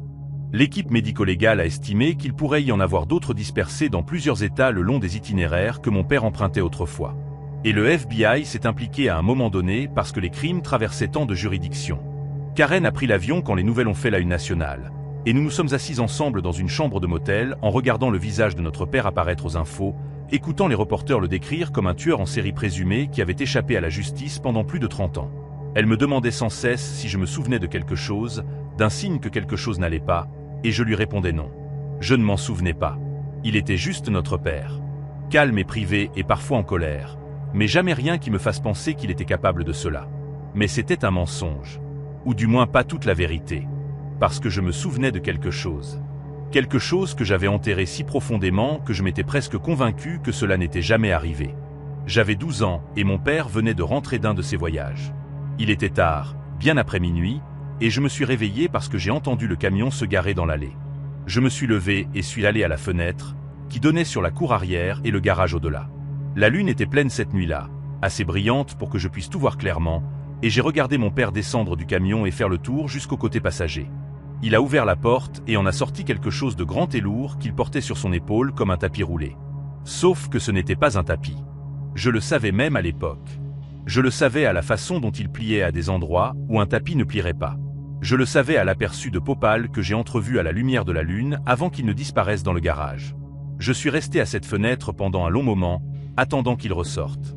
Et quand il a finalement fait, ses vêtements étaient différents et il portait un sac poubelle qu'il a jeté dans le lit du camion. Il a levé les yeux vers la maison alors, et pendant un terrible moment, j'ai cru qu'il m'avait vu. J'ai cru que nos regards s'étaient croisés à travers l'obscurité. Mais il s'est simplement tenu là pendant quelques secondes, puis est entré. Et le lendemain matin au petit déjeuner, il était comme d'habitude, calme et distant et complètement illisible. Je n'ai jamais dit à personne ce que j'avais vu. J'avais 12 ans et je n'avais pas les mots pour cela. Je n'avais pas le cadre pour comprendre ce que cela signifiait. Alors j'ai fait ce que font les enfants lorsque la réalité devient trop effrayante pour être acceptée. Je me suis convaincu que c'était un rêve, un cauchemar, quelque chose que mon imagination avait inventé. Et finalement, j'y ai cru. Je vis à Denver maintenant. Le même appartement que j'avais avant que tout cela n'arrive. Le même travail, la même routine. La maison dans le Montana a été saisie dans le cadre de l'enquête, et je ne sais pas ce qu'elle deviendra. Je ne m'en soucie pas vraiment. Karen et moi parlons au téléphone toutes les quelques semaines, mais il y a une distance entre nous maintenant qui n'était pas là avant. Un traumatisme partagé que ni l'une ni l'autre ne sait comment traiter. Le FBI a identifié 11 victimes au total, s'étalant de 1978 à 2006, bien qu'ils suspectent qu'il pourrait y en avoir d'autres qu'ils ne trouveront jamais. Mon père, m'ont-ils dit, correspondait à un profil spécifique. Quelqu'un qui ciblait des personnes vulnérables, des vagabonds, des autostoppeurs et des fugueurs. Des personnes dont les disparitions ne feraient pas les gros titres. Des personnes que personne ne chercherait trop. Il était patient, méticuleux et méthodique. Et s'il n'avait pas gardé ses souvenirs dans son casier, s'il n'avait pas conservé les preuves de ce qu'il avait fait, il serait mort en n'étant rien de plus qu'un vieil homme calme qui gardait ses distances. Parfois, je me demande pourquoi il a gardé ces choses, si c'était de l'arrogance, de la compulsion ou un besoin tordu de se souvenir. Parfois, je me demande s'il voulait être attrapé, si laisser ses clés sur sa table de nuit était sa confession finale. Mais la plupart du temps, j'essaie de ne pas me poser de questions du tout. Je vais au travail et je rentre chez moi, et je n'y pense pas. À l'homme qui m'a élevé. L'homme qui m'a appris à faire du vélo et m'a aidé avec mes devoirs et s'est assis en face de moi à la table du dîner pendant 18 ans tout en portant des secrets qui auraient tout détruit si je les avais connus. Il était mon père. Il était aussi un monstre. Et je dois vivre avec ces deux vérités pour le reste de ma vie. Vers 23h un mercredi soir, je me suis retrouvé à pousser un chariot à travers le labyrinthe fluorescent d'un crochet en banlieue d'Atlanta. Ma sœur venait d'accoucher de jumeaux 3 jours plus tôt et j'avais proposé de faire ses courses, car son mari travaillait de nuit à l'hôpital. À 26 ans, fraîchement sorti d'une rupture qui m'avait laissé à dormir sur le canapé de mes parents, je pensais que c'était le moins que je puisse faire pour me sentir utile. Le magasin était pratiquement désert à cette heure-là, juste un adolescent réapprovisionnant les boîtes de céréales et un vieil homme contemplant les saveurs de yaourt dans le rayon des produits laitiers. Je me souviens de la musique jouant une version édulcorée d'une chanson des Beatles, le genre de détail qui reste avec vous après qu'un événement terrible a failli se produire. Mon chariot grinçait à chaque rotation de sa roue avant gauche, cette plainte rythmique qui résonnait dans les allées vides. J'ai pris tout ce qui était sur la liste. Des couches, du lait maternisé, ces crackers spécifiques que ma sœur avait envie pendant sa grossesse et qu'elle voulait apparemment toujours. Le trajet a pris peut-être 40 minutes, et je ne pensais à rien de plus significatif que de savoir si je devais me prendre un sachet de chips pour le trajet du retour. Le parking s'étendait devant le magasin comme un océan de béton, peut-être 200 places avec seulement environ 15 voitures éparpillées. La plupart d'entre elles étaient regroupées près de l'entrée, mais je m'étais garé plus loin, près d'un lampadaire cassé, car c'était la seule place que j'avais trouvée à mon arrivée plus tôt, lorsque le parking était plus fréquenté. Maintenant, marchant vers ma voiture avec 4 sacs en plastique me coupant les doigts, j'ai remarqué à quel point tout était devenu silencieux. Le bruit de l'autoroute qui humait habituellement en arrière-plan semblait étouffé, absorbé par l'air humide de Géorgie. Mes pas résonnaient incroyablement fort sur l'asphalte. Chaque pas était une petite annonce de ma localisation. J'étais à peut-être 9 mètres de ma voiture, une Camry argentée que mon père m'avait donnée après s'être acheté un camion. Lorsque j'ai remarqué un mouvement entre deux véhicules à environ 6 mètres sur ma gauche, un homme est sorti de derrière un SUV sombre. Et même à cette distance, j'ai pu voir qu'il me regardait directement. Il a commencé à marcher dans ma direction avec cette démarche déterminée qui m'a serré la poitrine. Pas en courant, pas de manière décontractée, mais délibérée, comme quelqu'un qui avait attendu. Il avait probablement la quarantaine, portait une veste beige qui semblait trop chaude pour la météo et un jean qui semblait tout neuf, raide et sombre. Ses cheveux étaient clairsemés sur le dessus, peignés en arrière de manière à révéler un front proéminent avec des rides profondes. Ce qui m'a le plus frappé, c'était à quel point il avait l'air normal. Pas débraillé, pas ouvertement menaçant, juste un homme moyen que l'on pourrait voir n'importe où.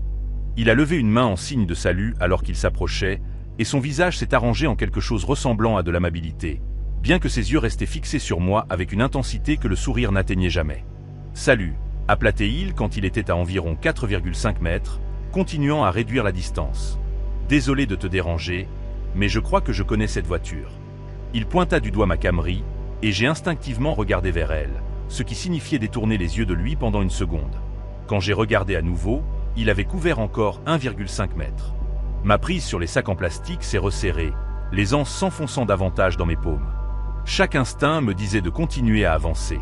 Mais quelque chose dans son ton, conversationnel, presque amical, m'a fait hésiter. « Excusez-moi », ai-je dit, et j'ai détesté la façon dont ma voix est sortie plus petite que je ne l'avais voulu. Il s'arrêta à environ 2,5 mètres, assez près pour que je puisse voir la barbe naissante sur son menton et une petite cicatrice en forme de croissant de lune au-dessus de son sourcil gauche. « Cette Camry », dit-il en hochant à nouveau la tête vers ma voiture. « Argentée, c'est ça ? 2012 ou 2013 ? Je jure que je connais cette voiture de quelque part.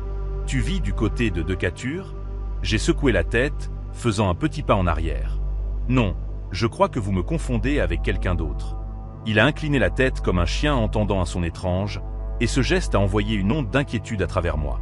Tu es sûr? Parce que je pourrais jurer que je t'ai vu avant.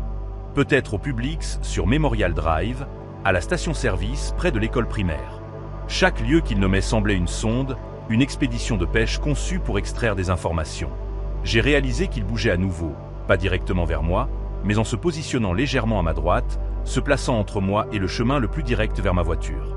Les sacs dans mes mains semblaient soudain des ancres, m'alourdissant alors que j'avais besoin d'être légère et rapide. « Je dois vraiment y aller », ai-je dit, forçant mes pieds à bouger. Je me suis dirigé vers la gauche, loin de lui, prévoyant de faire le tour et d'approcher ma voiture d'une autre direction. Mais il a correspondu à mon mouvement, se déplaçant latéralement pour maintenir cette barrière invisible entre moi et la Camry. « Attends, attends », dit-il. Et il y avait quelque chose de différent dans sa voix maintenant. Une légère pointe d'agacement sous la façade amicale.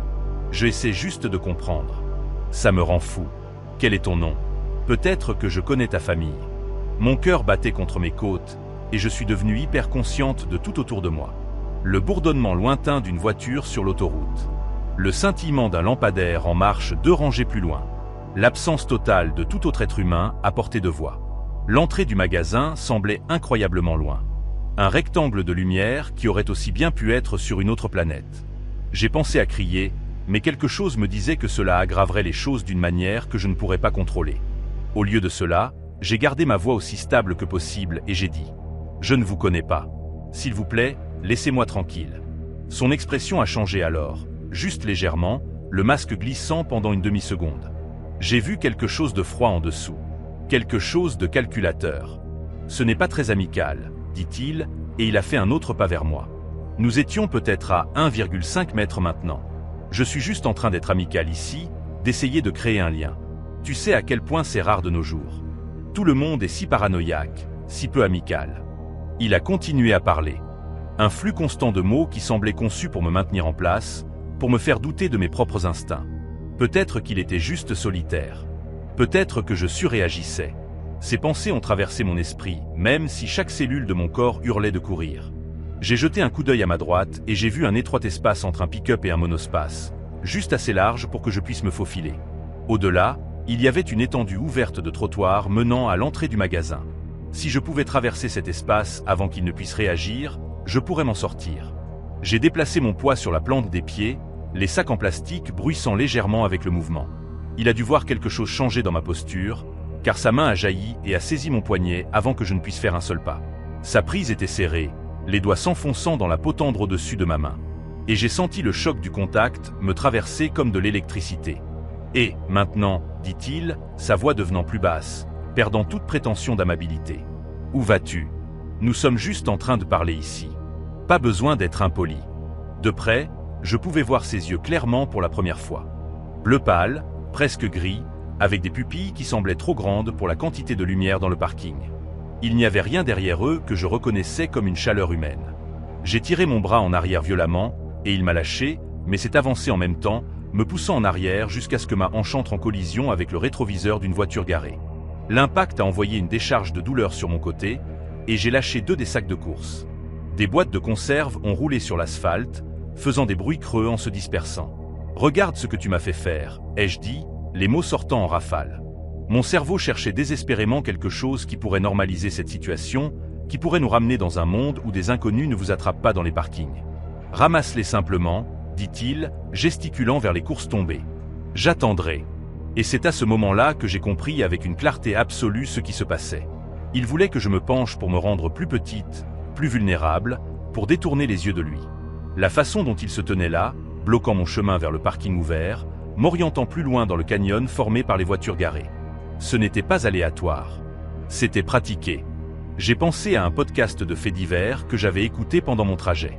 Quelque chose sur les prédateurs choisissant des lieux et des moments, sur la façon dont ils testent les limites avant d'escalader. Chaque interaction jusqu'à présent avait été un test. Le signe amical, les questions sur l'endroit où je vivais, l'attrape lorsque j'ai essayé de partir. Chacun poussant un peu plus loin, voyant comment je réagirais. Mon esprit a parcouru les options. Je pourrais crier, mais le magasin était si loin, et qui savait si quelqu'un m'entendrait. Je pourrais me battre, mais il était plus grand que moi, et je ne savais pas s'il était armé. Je pourrais essayer de courir, mais il avait déjà montré qu'il était plus rapide qu'il n'en avait l'air. Les clés dans ma poche pressaient contre ma cuisse, et je me suis souvenu de quelque chose que ma mère m'avait dit des années plus tôt sur le fait de tenir ses clés entre ses doigts comme une arme. Je n'ai pas ramassé les courses. Au lieu de cela, j'ai pris une profonde inspiration et j'ai hurlé aussi fort que j'ai pu. Pas un mot, juste un son brut et primitif qui s'est arraché de ma gorge et a résonné dans le parking vide. L'homme a sursauté, ses yeux se tournant vers l'entrée du magasin. Et dans cette demi-seconde de distraction, j'ai bondi. J'ai couru droit vers l'espace entre le pick-up et le monospace, me faufilant si vite que le rétroviseur du monospace a raclé mon bras, laissant une ligne brûlante de douleur que j'ai à peine enregistrée. Derrière moi, j'ai entendu un juron et le son de ses pas martelant l'asphalte. Je n'ai pas regardé en arrière. J'ai juste couru. Mes poumons brûlaient déjà, mes jambes pompaient plus fort qu'elles ne l'avaient fait depuis les entraînements de piste du lycée. L'entrée du magasin grandissait à chaque foulée. 15 mètres, 12, 9. J'entendais qu'il se rapprochait, sa respiration lourde et saccadée, et je me suis poussé plus vite jusqu'à ce que je franchisse les portes automatiques et que je manque de peu un présentoir de boissons énergisantes. L'adolescent qui réapprovisionnait les étagères a levé les yeux avec des yeux écarquillés, et j'ai haleté les mots « appeler la police » avant de me plier en deux, les mains sur les genoux, essayant de reprendre mon souffle. Le gamin a dû voir quelque chose dans mon visage, car il n'a pas posé de questions. Il a simplement sorti son téléphone et composé le numéro. Je me suis retourné et j'ai regardé à travers les portes vitrées, mon cœur battant toujours contre ma poitrine. L'homme se tenait au bord du parking, là où les lumières au-dessus cédaient place à l'ombre. Il était juste en train de regarder, ne bougeant pas, ses mains pendantes sur les côtés. Même à cette distance, je pouvais sentir son regard sur moi, lourd et froid. Puis une voiture est entrée dans le parking. Une femme dans un monospace, probablement venue pour une course de dernière minute comme je l'avais fait. Et il s'est retourné et s'est éloigné. Pas en courant, pas pressé, juste une marche décontractée comme s'il avait tout son temps. Il a disparu entre deux rangées de voitures garées. Et un moment plus tard, j'ai entendu un moteur démarrer quelque part dans l'obscurité. Au moment où la police est arrivée 12 minutes plus tard, il était parti depuis longtemps. La femme dans le monospace n'avait rien vu, rien remarqué. Pour elle, c'était juste un mercredi soir ordinaire. Elle n'avait aucune idée de ce qui avait failli arriver dans le même parking où elle garait maintenant sa voiture et vérifiait sa liste de courses.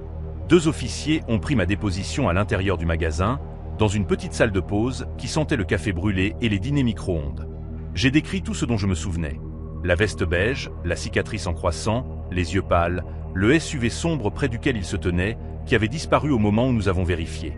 Ils m'ont demandé si j'avais obtenu un numéro de plaque d'immatriculation, et je ne l'avais pas fait. Bien sûr, je ne l'avais pas fait, car qui pense aux plaques d'immatriculation lorsqu'il court pour sauver sa vie? L'une des officiers, une femme aux cheveux grisonnants tirés en un chignon serré, échangeait des regards avec son partenaire d'une manière qui m'a rendu nerveuse. Lorsqu'à accent grave la fin de mon récit, elle m'a demandé si je pouvais me rendre au poste le lendemain pour regarder quelques photographies. Est-ce que cela s'est déjà produit avant? Ai-je demandé, et le silence qui a suivi m'a tout dit.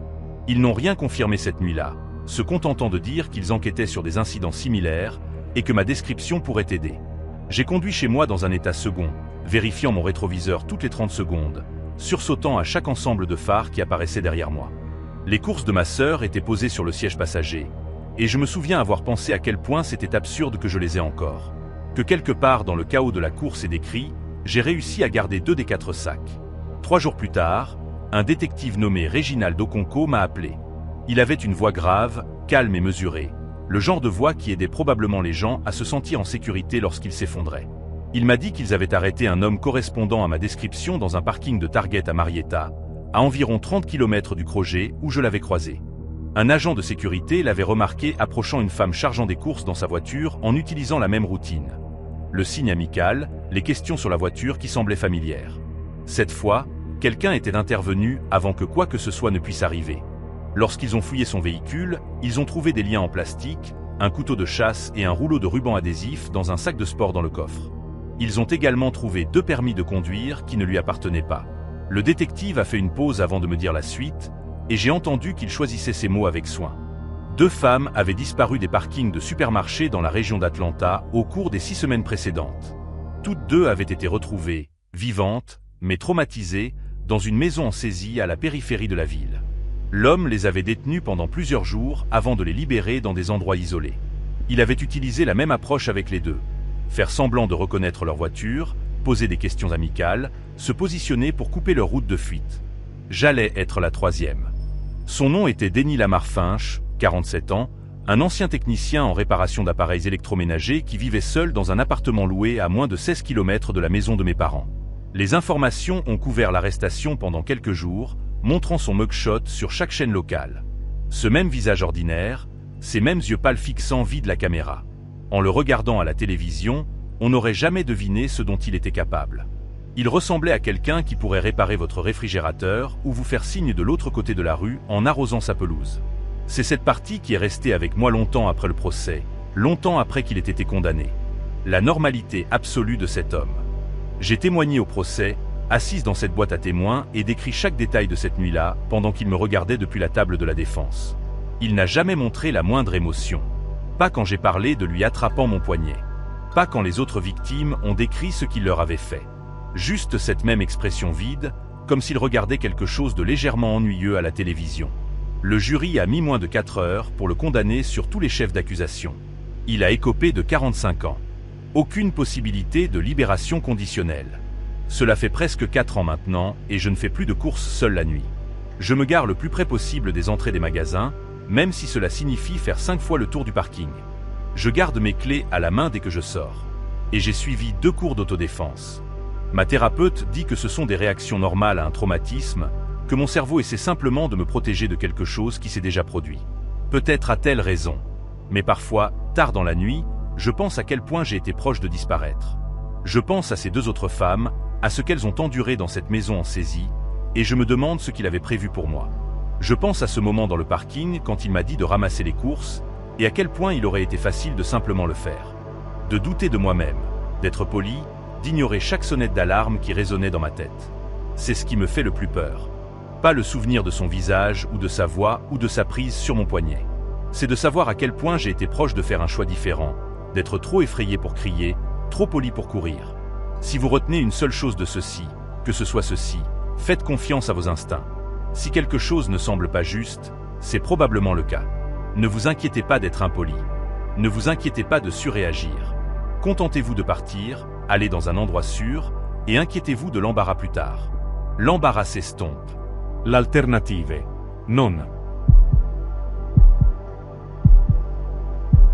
La plupart de ces événements se sont produits pendant une période de ma vie où je jonglais avec de longues heures dans une petite agence de marketing et passais la plupart de mes soirées seul dans mon appartement. J'essayais de me distraire de la sensation de stagnation qui régnait. Rencontrer quelqu'un en ligne n'était pas inhabituel pour moi, mais tomber sur une personne qui semblait vraiment attentive dès le premier message m'a surprise. Il s'est présenté sous le nom d'Ethan, a mentionné qu'il travaillait dans le conseil et avait cette manière de poser des questions qui me donnait l'impression qu'il m'écoutait vraiment. Je me souviens d'être assise sur mon canapé ce soir-là, en train de manger des pâtes restantes, surprise de la facilité avec laquelle la conversation s'écoulait. Il ne poussait rien de bizarre, ne faisait pas de blagues inappropriées, juste des échanges faciles et calmes qui, d'une manière ou d'une autre, donnaient à la pièce une sensation plus chaude. À l'heure où je me suis couché, je souriais comme une idiote, me demandant comment quelqu'un comme lui avait même remarqué mon existence. L'élan entre nous s'est accéléré rapidement, d'une manière qui m'a d'abord flatté, comme si j'étais entré dans une version alternative de ma vie où j'avais plus d'importance que je ne le pensais. Ethan envoyait de courts messages vocaux le matin, avec une voix à moitié endormie et amicale, parlant de l'achat de latte surévaluée avant le travail ou de sa précipitation pour attraper une réunion à laquelle il prétendait être en retard. Il ne se contentait pas d'envoyer un simple bonjour. Il disait des choses comme espérer que la météo tiendrait pour mon trajet ou qu'il pensait que je méritais une journée plus calme. De petites attentions, mais personne ne m'avait parlé ainsi depuis longtemps. En moins d'une semaine, il a suggéré de se rencontrer en personne, et bien que le rythme me rendait nerveuse, j'ai laissé l'attention me submerger. Cette attention me semblait enivrante, comme si quelqu'un avait enfin décidé que je valais la peine d'être choisi. Lorsque nous nous sommes rencontrés pour la première fois dans un petit café près d'une rue animée du centre-ville, il est arrivé vêtu d'une veste marine aux coudes usés et d'une montre qui semblait plus ancienne qu'il ne le prétendait. Ses cheveux étaient soigneusement coupés, mais un côté se dressait comme s'il avait été pressé et ne l'avait pas remarqué. Il souriait facilement, pas forcé ou maladroit, et son rire sortait en de courtes rafales essoufflées qui faisaient lever les yeux des gens aux tables voisines. Nous avons parlé de voyage, de travail, de passe-temps, et il avait une réponse à tout. Lisse, confiant, poli d'une manière que je ne pouvais pas tout à fait cerner. Pourtant, il payait tout sans sourciller et m'a raccompagné à ma voiture comme s'il me connaissait depuis toujours. Je me suis dit que la gêne dans ma poitrine n'était pas de la peur, mais simplement une excitation inhabituelle. Au cours des semaines suivantes, la générosité d'Ethan s'est intensifiée. Il m'envoyait de la nourriture à mon appartement les soirs où il savait que je travaillais tard, achetait des billets de concert pour un groupe que j'avais mentionné en passant une fois, et m'a même envoyé un petit colis avec un livre qu'il disait lui rappeler de moi. Tout cela me semblait flatteur, mais il y avait des moments qui ne s'emboîtaient pas parfaitement. Il mentionnait un projet au travail, puis oubliait qu'il avait déjà décrit différemment 2 jours plus tôt. Il disait avoir grandi dans une ville côtière, mais mentionnait plus tard venir du Midwest. Lorsque je le taquinais légèrement sur ses contradictions, il les balayait d'un trait d'humour ou changeait complètement de sujet. Rien de tout cela ne semblait encore alarmant, mais il y avait de petits-fils qui tiraient mon attention lorsque je restais éveillé la nuit à repasser nos conversations. Je me répétais que tout le monde exagère parfois et que peut-être je lisais trop dans tout cela. Un soir, alors qu'Ethan était soi-disant en voyage d'affaires, il m'a appelé depuis ce qui semblait être un hall d'hôtel animé. Sa voix portait ce même ton chaleureux, mais derrière, j'entendais des conversations qui se chevauchaient et le cliquetis des assiettes, presque comme un restaurant plutôt qu'un hôtel. Il a dit qu'il me rappellerait une fois dans sa chambre, mais le 2e appel n'est jamais venu. À la place, il a envoyé une photo floue d'une valise près d'un couloir moquetté générique. Il y avait quelque chose d'étrange dans cette image. L'angle, l'éclairage, même la valise elle-même semblait différente de celle qu'il portait lorsque nous nous étions rencontrés. J'ai d'abord balayé cela, me disant que c'était un détail insignifiant sur lequel s'attarder. Mais cette nuit-là, allongé dans mon lit, je n'ai cessé de repasser le son de toutes ces voix derrière lui, me demandant pourquoi cela ne correspondait à aucun hall d'hôtel que j'avais jamais fréquenté. Le lendemain matin, j'ai fait quelque chose que je n'avais pas prévu. J'ai recherché son nom complet en ligne. Pas une recherche approfondie, juste le genre de vérification rapide que tout le monde fait à un moment donné. Rien de fiable n'est apparu. Pas de profil LinkedIn, pas de vieilles photos, rien qui corresponde à l'homme que j'avais rencontré. Son numéro de téléphone remontait à une zone loin de la ville qu'il prétendait habiter. Lorsque je lui ai demandé de manière décontractée son lieu de travail plus tard dans la journée, il m'a donné un nom d'entreprise que je n'avais jamais entendu et a marmonné quelque chose sur leur travail sous contrat privé, comme si cela expliquait le manque d'informations. Ce n'était pas suffisant pour déclencher une alarme en soi, mais les lacunes s'élargissaient et mon esprit continuait à revenir à ces petites incohérences qui commençaient à s'accumuler. Quelques jours plus tard, alors que j'attendais devant une librairie où nous avions prévu de nous rencontrer, j'ai regardé les minutes s'écouler sans signe de lui. Il a finalement envoyé un message disant qu'il avait été appelé à une réunion d'urgence et ne pouvait pas venir. La partie étrange est ce qui s'est passé juste après. Une femme s'est approchée de moi, peut-être dans la trentaine, les cheveux attachés en arrière et un vieux sac en toile passé sur son épaule. Elle m'a demandé si j'attendais quelqu'un du nom d'Ethan. La question m'a frappé si vivement que cela m'a fait l'effet d'une corde tirée dans ma poitrine. Elle a expliqué qu'elle n'essayait pas de fouiner, mais qu'elle pensait reconnaître ma situation parce qu'elle avait vécu quelque chose de similaire. Avant que je ne puisse répondre, elle s'est excusée et s'est éloignée rapidement, disparaissant dans la foule au passage piéton. Je ne l'ai pas poursuivie. Je suis simplement resté là, tenant mon téléphone, me demandant ce qu'elle avait exactement voulu dire. Cette rencontre m'a secoué plus que je ne voulais l'admettre. Cette nuit-là, j'ai creusé un peu plus profondément. Cela a commencé de manière inoffensive, en faisant une recherche d'images inversées sur les photos qu'il m'avait envoyées. 2 d'entre elles n'ont rien donné, mais l'une correspondait à un compte qui avait été supprimé des années plus tôt. L'image était liée à un nom d'utilisateur avec à peine des publications archivées. Les couleurs de la photo de profil semblaient légèrement altérées, comme si quelqu'un l'avait modifiée pour qu'elle paraisse plus récente. J'ai essayé de rechercher son lieu de travail à nouveau avec différentes orthographes, différents mots-clés, et j'ai finalement trouvé un ancien fil de discussion où des gens mentionnaient un homme utilisant plusieurs identités liées à un travail de conseil qui n'existait pas réellement. Pas de nom complet, pas de photo, mais les descriptions correspondaient presque parfaitement aux histoires d'Ethan. Ma poitrine s'est tendue alors que je lisais chaque ligne, me sentant de plus en plus comme si j'étais entré dans la version du cauchemar de quelqu'un d'autre sans m'en rendre compte. Le tournant est survenu lorsque j'ai envoyé un message à Ethan pour dire que j'avais besoin de temps pour réfléchir. Je ne l'ai accusé de rien. J'ai à peine fait allusion à mes doutes.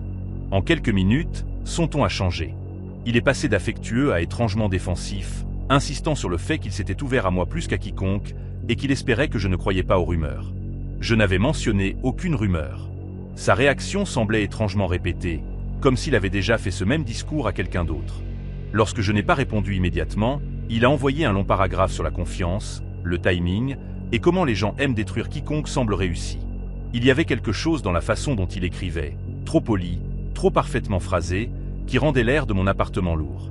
J'ai posé mon téléphone et n'ai pas répondu avant le lendemain. Lorsque le matin est venu, un message d'un numéro inconnu est apparu sur mon écran. Il était court, presque sec. « Fais attention. Il a fait ça à mon cousin. » Pas de détails, pas de nom attaché, juste cette phrase. Un deuxième texte a suivi 1 minute plus tard avec une capture d'écran d'un bulletin de police. Flou, mais assez clair pour distinguer une mâchoire familière et l'inclinaison d'un sourcil tordu. Ce n'était pas le nom d'Ethan sous la photo, cependant. C'était un nom complètement différent. Voir cette photo, même avec la mauvaise résolution, a envoyé une vague de réalisation à travers moi. Ethan ne déformait pas simplement la vérité. Il était entièrement construit de mensonges. Le bulletin mentionnait une manipulation financière, une coercition émotionnelle et un schéma de disparition avant que les accusations ne progressent. Mon pouls battait dans mes oreilles alors que je le relisais encore et encore, acceptant enfin que la personne avec qui j'avais parlé n'était pas celle qu'il prétendait être. Finalement, j'ai contacté un détective dont le nom figurait sur le bulletin. Je m'attendais à moitié à ce qu'ils me disent que c'était obsolète ou incomplet, mais au lieu de cela, ils m'ont demandé mon adresse et sont passés plus tard dans l'après-midi. Le détective, un homme calme avec des mèches argentées dans les cheveux et un carnet de cuir usé, a écouté attentivement pendant que je racontais tout. Il m'a dit que l'individu que je connaissais sous le nom d'Ethan avait cyclé à travers au moins 4 identités ces dernières années, et que plusieurs partenaires étaient venus avec des histoires étrangement similaires à la mienne. Ce qui m'a le plus choqué, c'est d'apprendre à quel point tout cela était calculé. Chaque relation commençait par un charme inoffensif, se transformait en une générosité extravagante, et se terminait finalement par des comptes vidés ou des cartes de crédit ouvertes sans consentement. J'ai eu mal au cœur en entendant cela, réalisant à quel point j'avais été proche de tout perdre. Couper le contact n'a pas été aussi simple que de bloquer son numéro. Pendant des jours, j'ai continué à recevoir des appels de numéros inconnus. Du silence à l'autre bout, à chaque fois. Un après-midi, un livreur a déposé un colis à ma porte, un livre emballé dans du papier brun sans adresse de retour. C'était le même titre qu'Ethan m'avait offert auparavant. Seulement, cet exemplaire était tout neuf, encore scellé dans du plastique. Je l'ai signalé immédiatement, et le détective m'a assuré qu'il suivait chaque tentative qu'il faisait pour me contacter. Finalement, les appels ont cessé, et plus de colis ne sont arrivés. La vie est revenue à quelque chose ressemblant à la normale. Bien que je ne sois pas sûr de me détendre complètement comme avant. De temps en temps, lorsque je passe devant cette librairie où la femme m'a abordé, je me surprends à scanner la foule, me demandant combien de personnes ont croisé son chemin sans s'en rendre compte. Je n'ai pas perdu d'argent, mais j'ai perdu la version de moi-même qui croyait qu'une voix gentille et une attention constante étaient la preuve du caractère de quelqu'un.